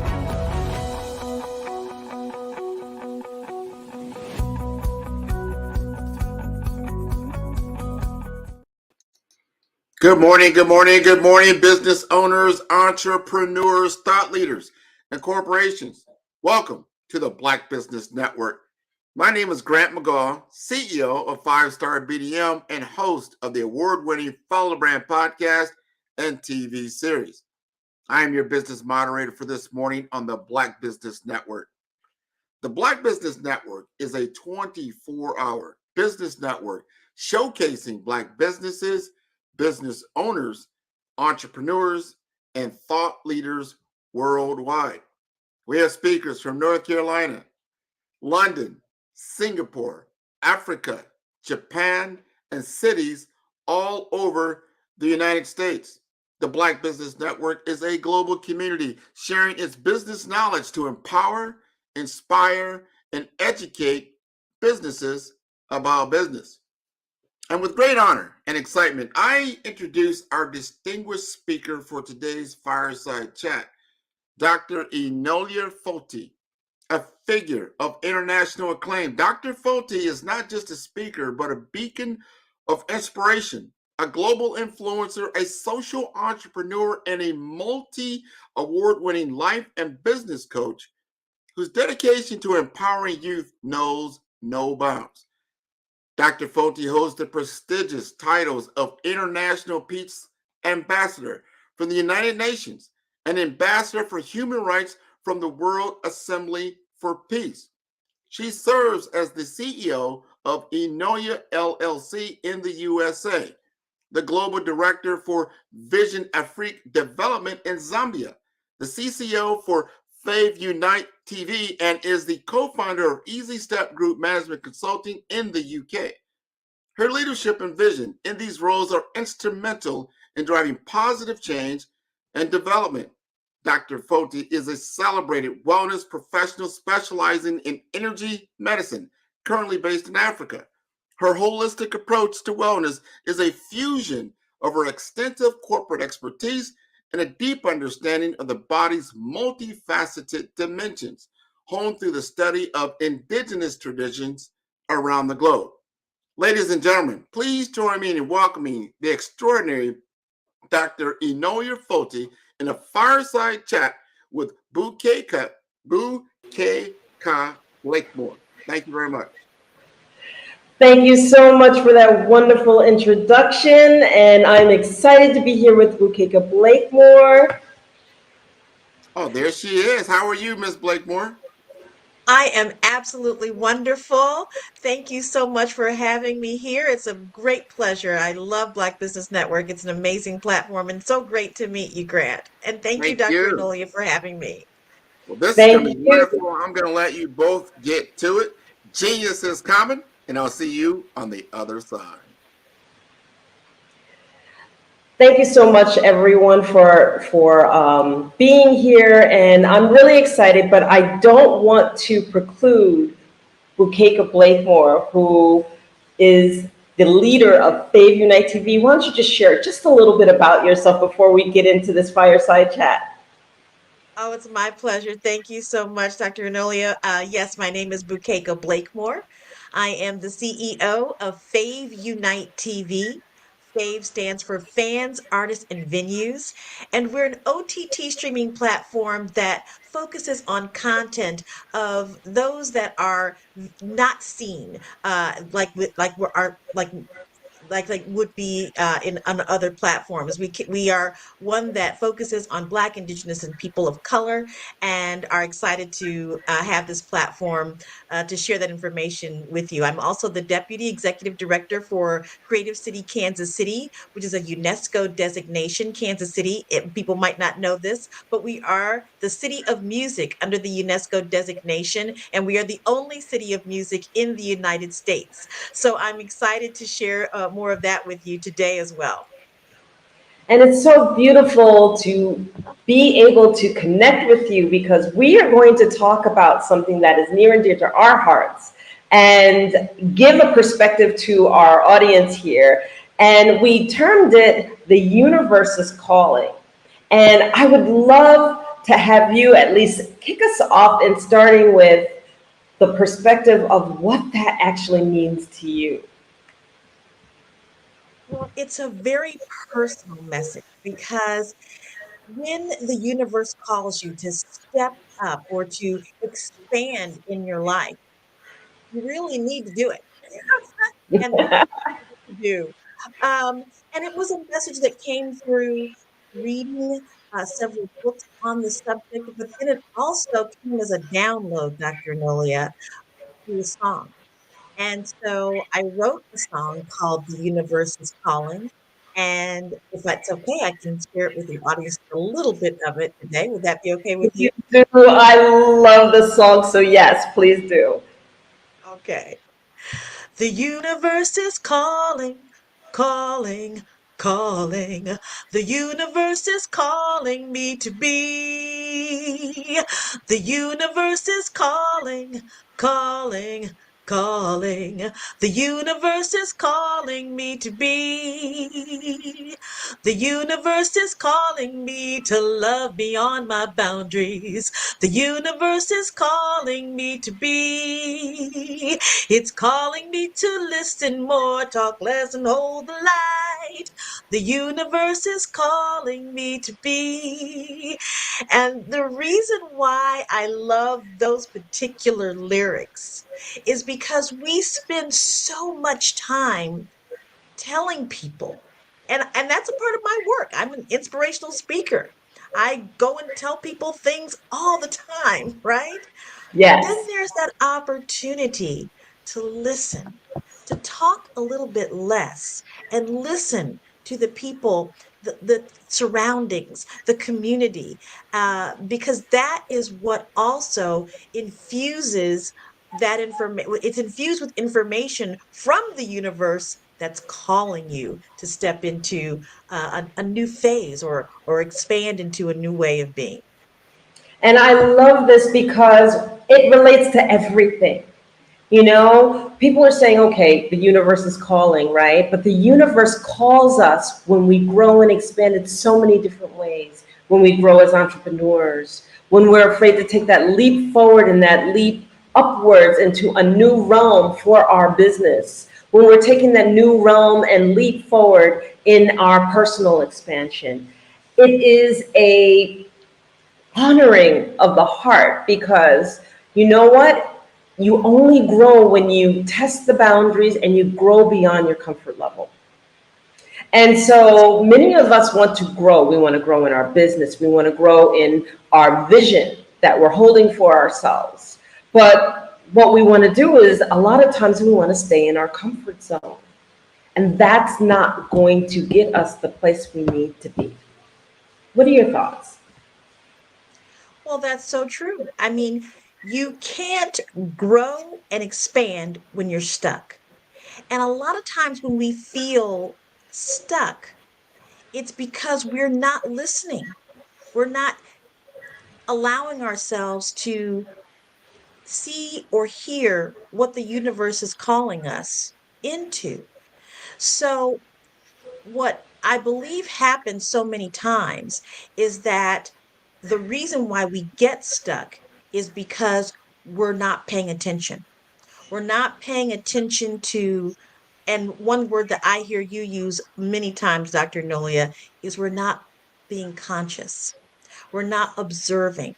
We're so stuck in just the little bubble of the fears that we have, the things that people have told us what should be instead of what truly is for our lives.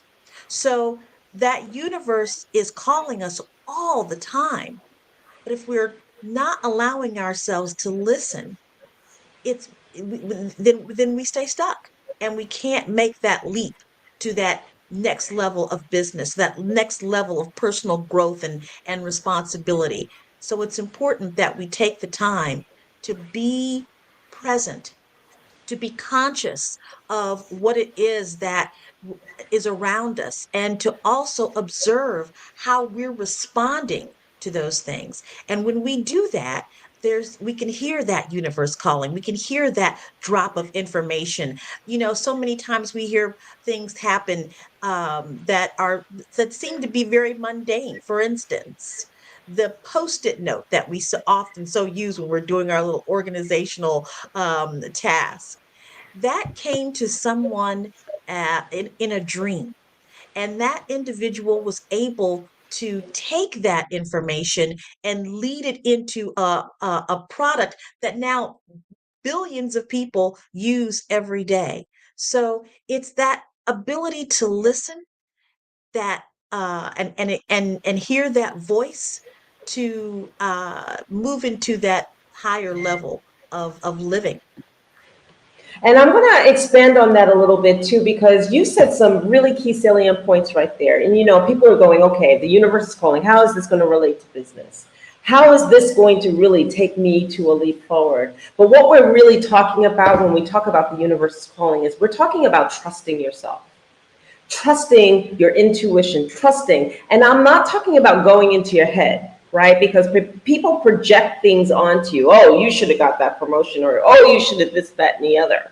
Okay. And those projections are more or less our ego getting bruised, or our ego needs to be fed. And so we're going by our ego, and that's not what we're talking about here.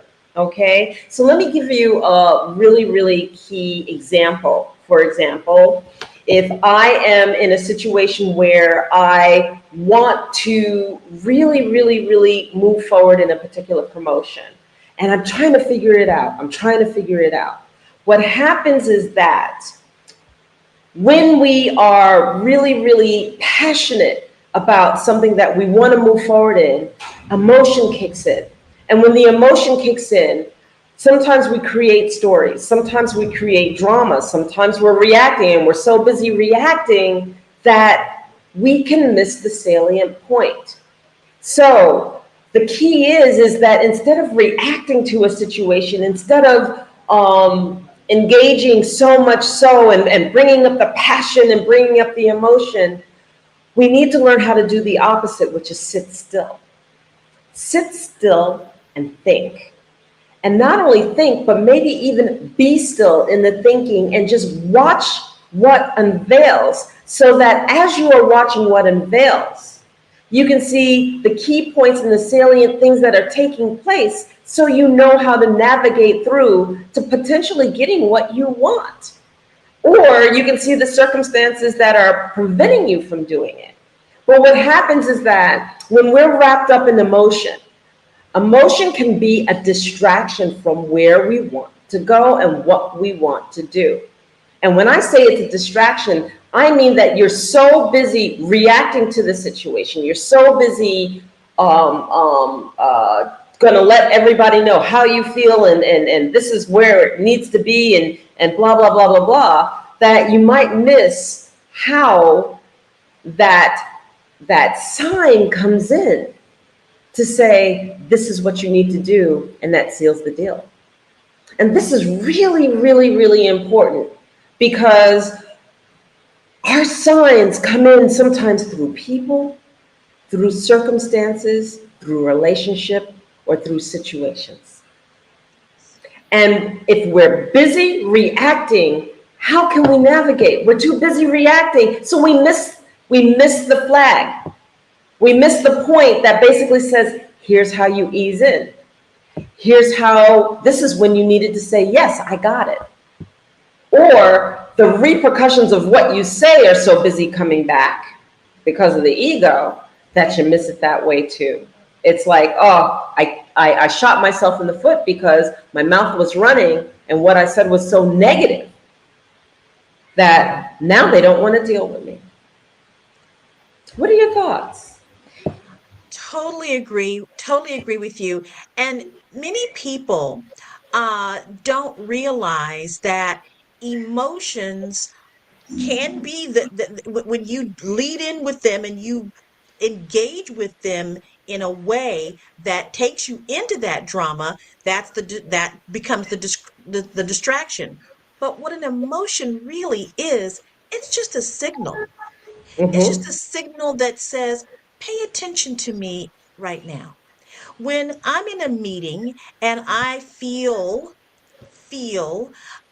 stressed in some way, maybe someone has said something that I kind of disagree with, or maybe I feel that there is maybe some type of attack or something towards me, right? First of all, what's happening in that moment is I'm creating a story, just as you mentioned, Dr. Enolia, that story is being created. And if I just sit back and ask myself, what is this? And you can do this in a business meeting. I mean, you can pull back your willingness to engage and go forth and just sit back and observe what it is that you're feeling.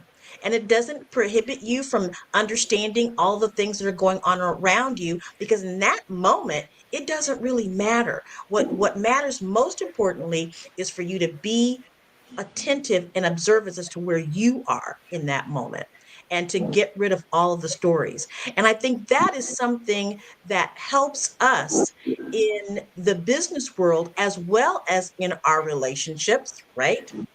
Our relationships with family, our relationships with spouses, all of those things, the ability to pay attention to what we're feeling and allowing that to not become a distraction by engaging in the drama that we're creating in our minds, but giving us an opportunity to, as you said, sit, be, pull back, observe, be conscious, so that when you are ready to respond rather than react, you can do so in a way that is authentic, that is real, that is you, the true you, that is not overshadowed by an emotional reaction or outburst. So I totally agree with you on that. And particularly with business, since we are entrepreneurs, right?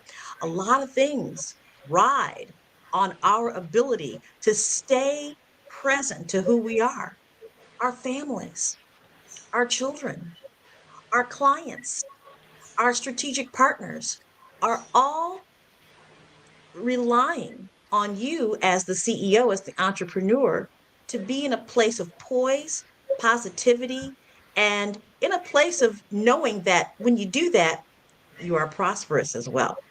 What do you think about that?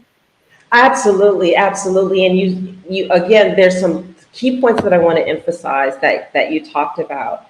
One of the things being that when we are engaging in business and when we are tapping into knowing that we want an outcome, it is really, really important to check in how you're feeling and make sure that your feelings, again, aren't so overwhelming that you lose sight of what's taking place around you, that you're not present.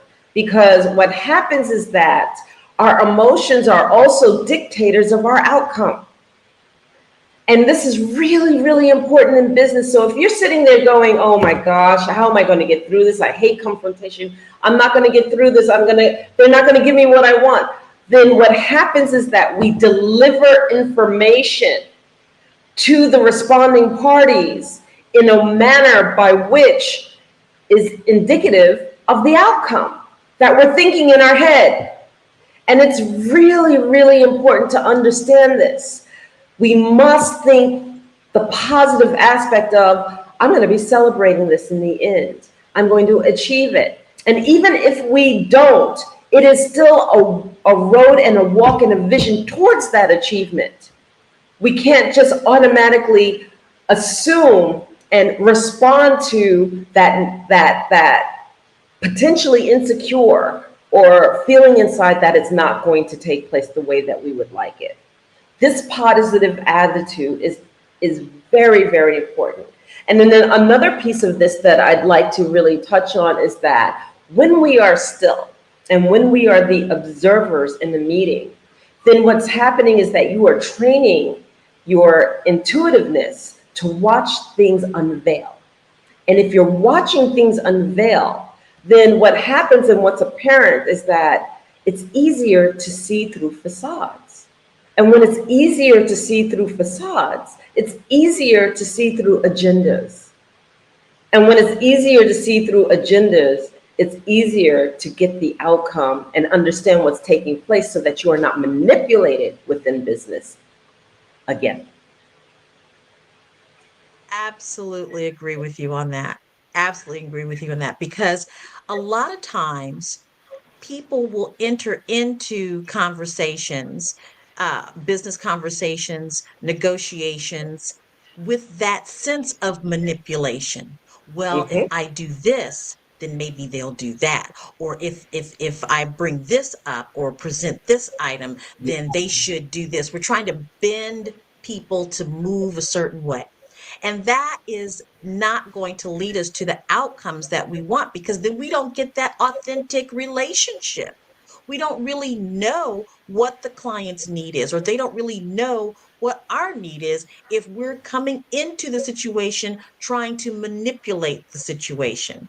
So I totally agree with you on that, Dr. Nolia. The fact that we're having this conversation right now is so important, because entrepreneurship and business, particularly in our community, is rising at a rapid pace. Yes. And the way that we know that is because we have platforms such as this, platforms such as Fave Unite TV, which is wanting to bring in those content creators that are Black, Indigenous, people of color, because we want to be able to have ourselves represented on the main stage, right? And create that stage ourselves. So we see so much of that, but we want to be able to help each other by giving information that is going to give longevity to the situation, right? We don't want to be a flash in the pan.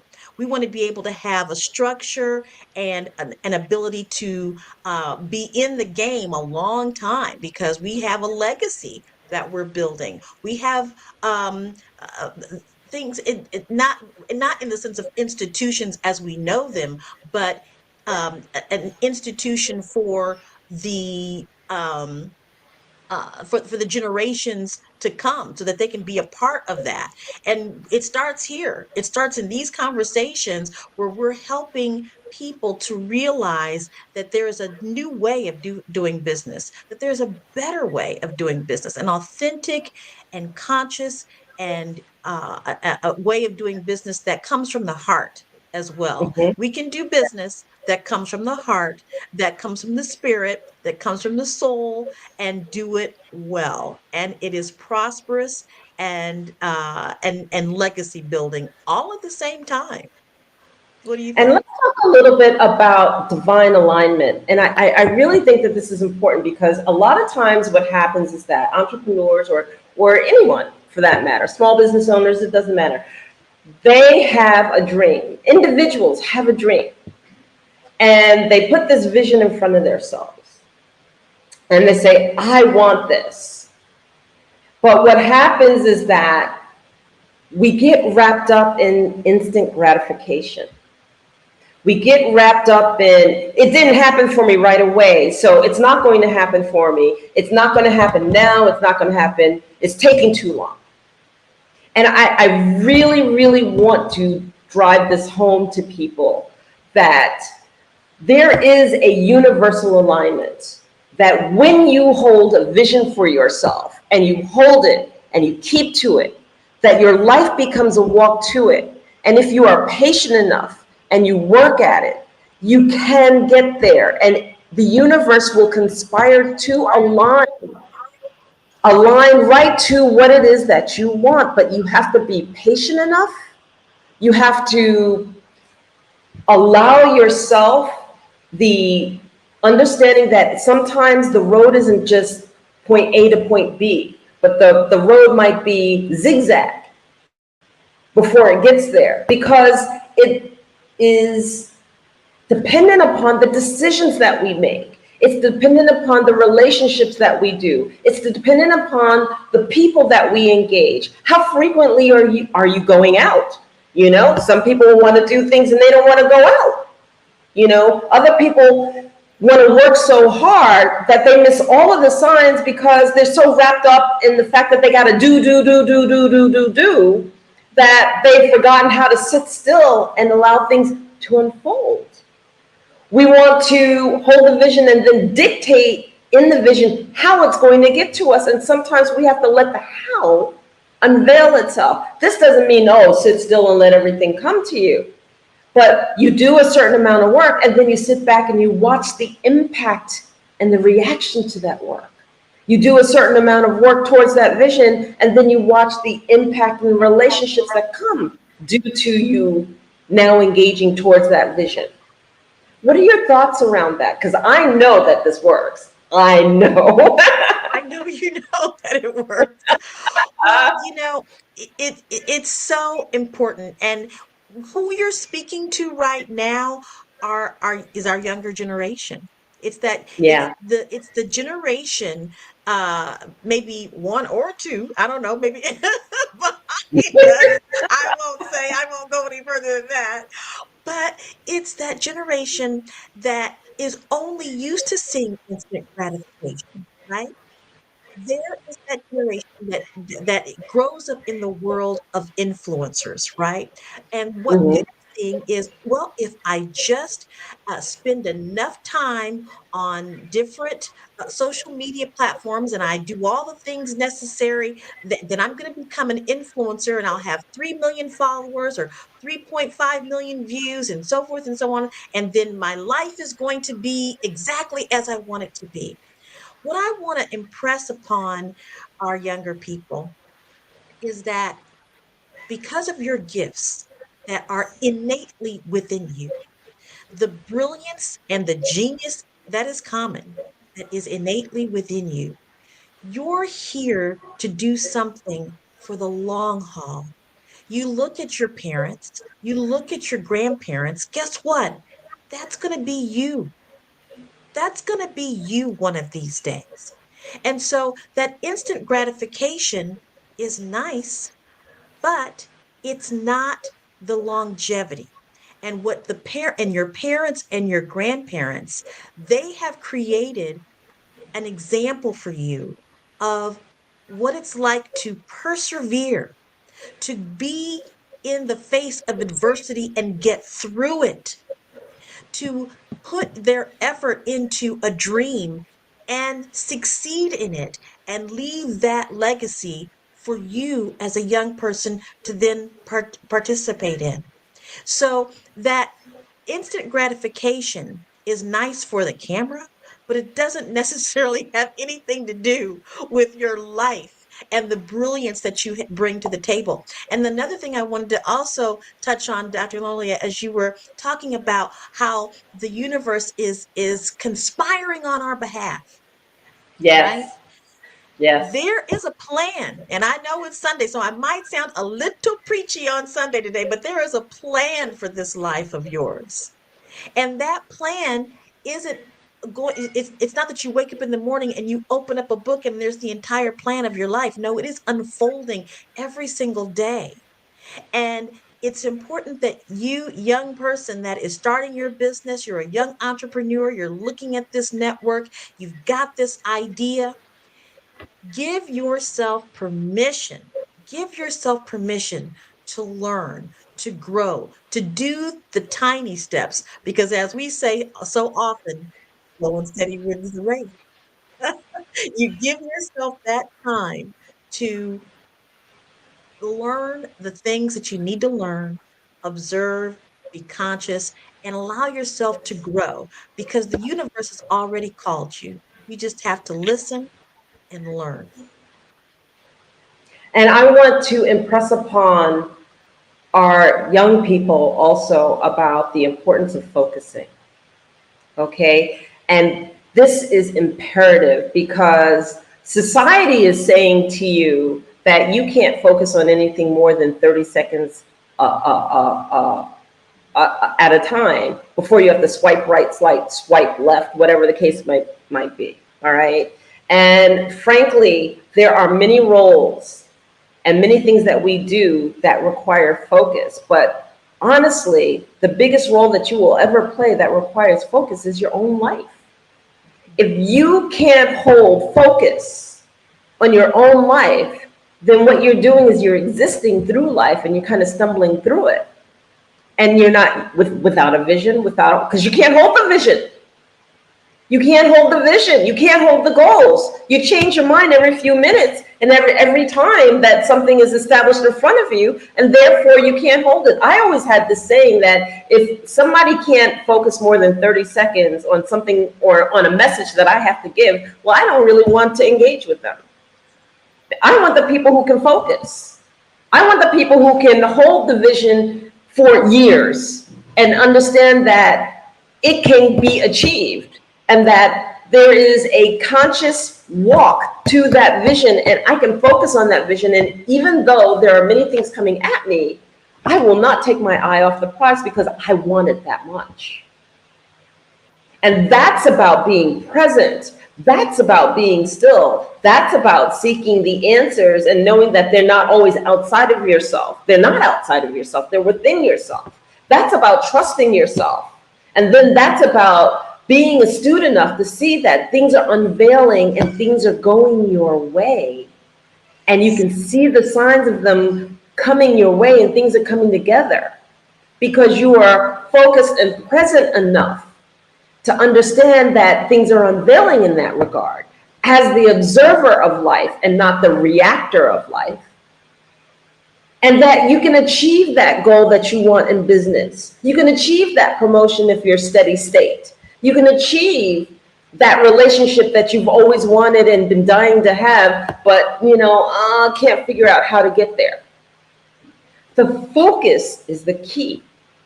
The focus, the calm, the peace, and the observance. Your thoughts? Absolutely. Think about some of those professions, like a surgeon or a pilot, okay? There's no way that those skills can be acquired without focus. You have to be able to read the books. You've got to be able to digest the information. And then you've got to be able to focus enough to put those skills into practice. Okay. And that's not just for the technical skills or the technical types of roles or occupations that we might play. Let's go back to business. Let's go back to the business of that we're in. You and I are in businesses of helping other people in having a better life and in well-being and having a greater sense of who they are. And we could not have gotten to this state in our career if we hadn't focused, if we hadn't read the books, if we hadn't, and then on the business side, having taken the time to learn some of those business practices that allow us to stay in business, to grow and to prosper. We've got to be able to focus on the things that are necessary throughout the day. So let's break this down into a day, right? We can be scattered, doing this, doing that, and going different places and not focusing on specific things at hand. I need to take the time to do this report today. I need to make sure that I'm ready for Black Business Network, where genius is common. I need to be able to have myself ready to go into a negotiation. I've got to focus on those different things throughout the day. I need to be able to focus on my calendar. If I don't know where I'm supposed to be or when I'm supposed to be there, then I'm not able to do the job that's necessary. So, we've touched on so many wonderful things today. And I'm so glad we did. But we talked about being conscious, and that we talked about allowing the geometry in the universe that's putting all of these pieces together on our behalf. And we're Yes, worthy of Nolia. We are worthy of having absolutely. all of that.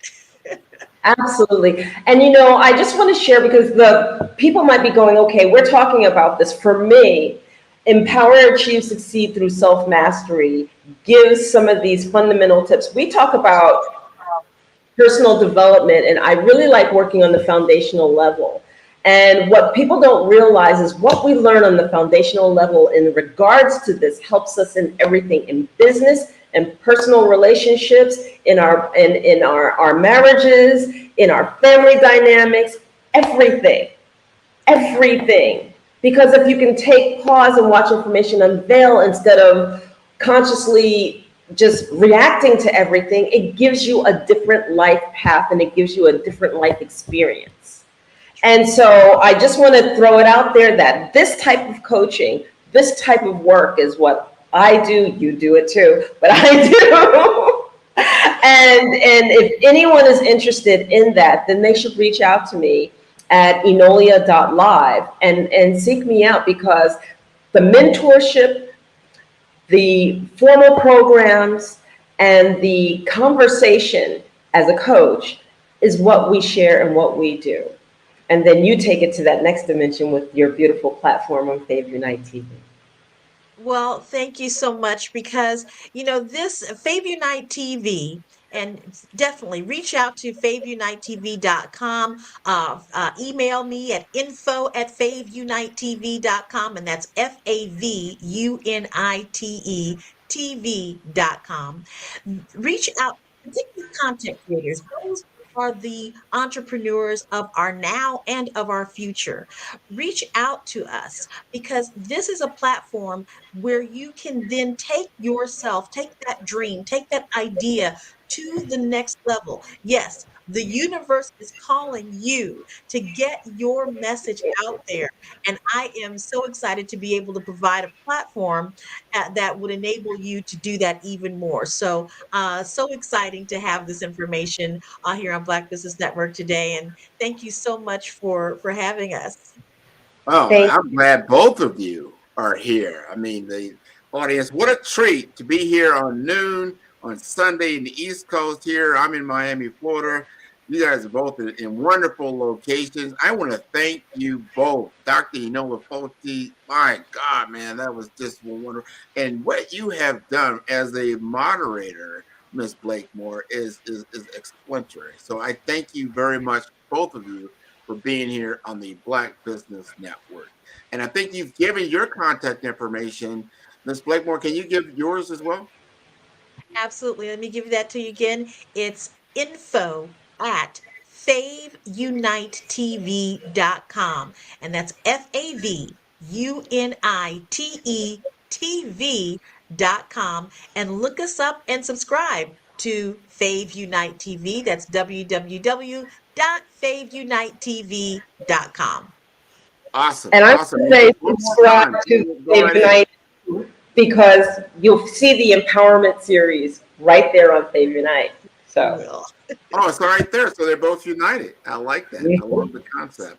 Well, genius is common, and I'll see you on the other side. Thank you.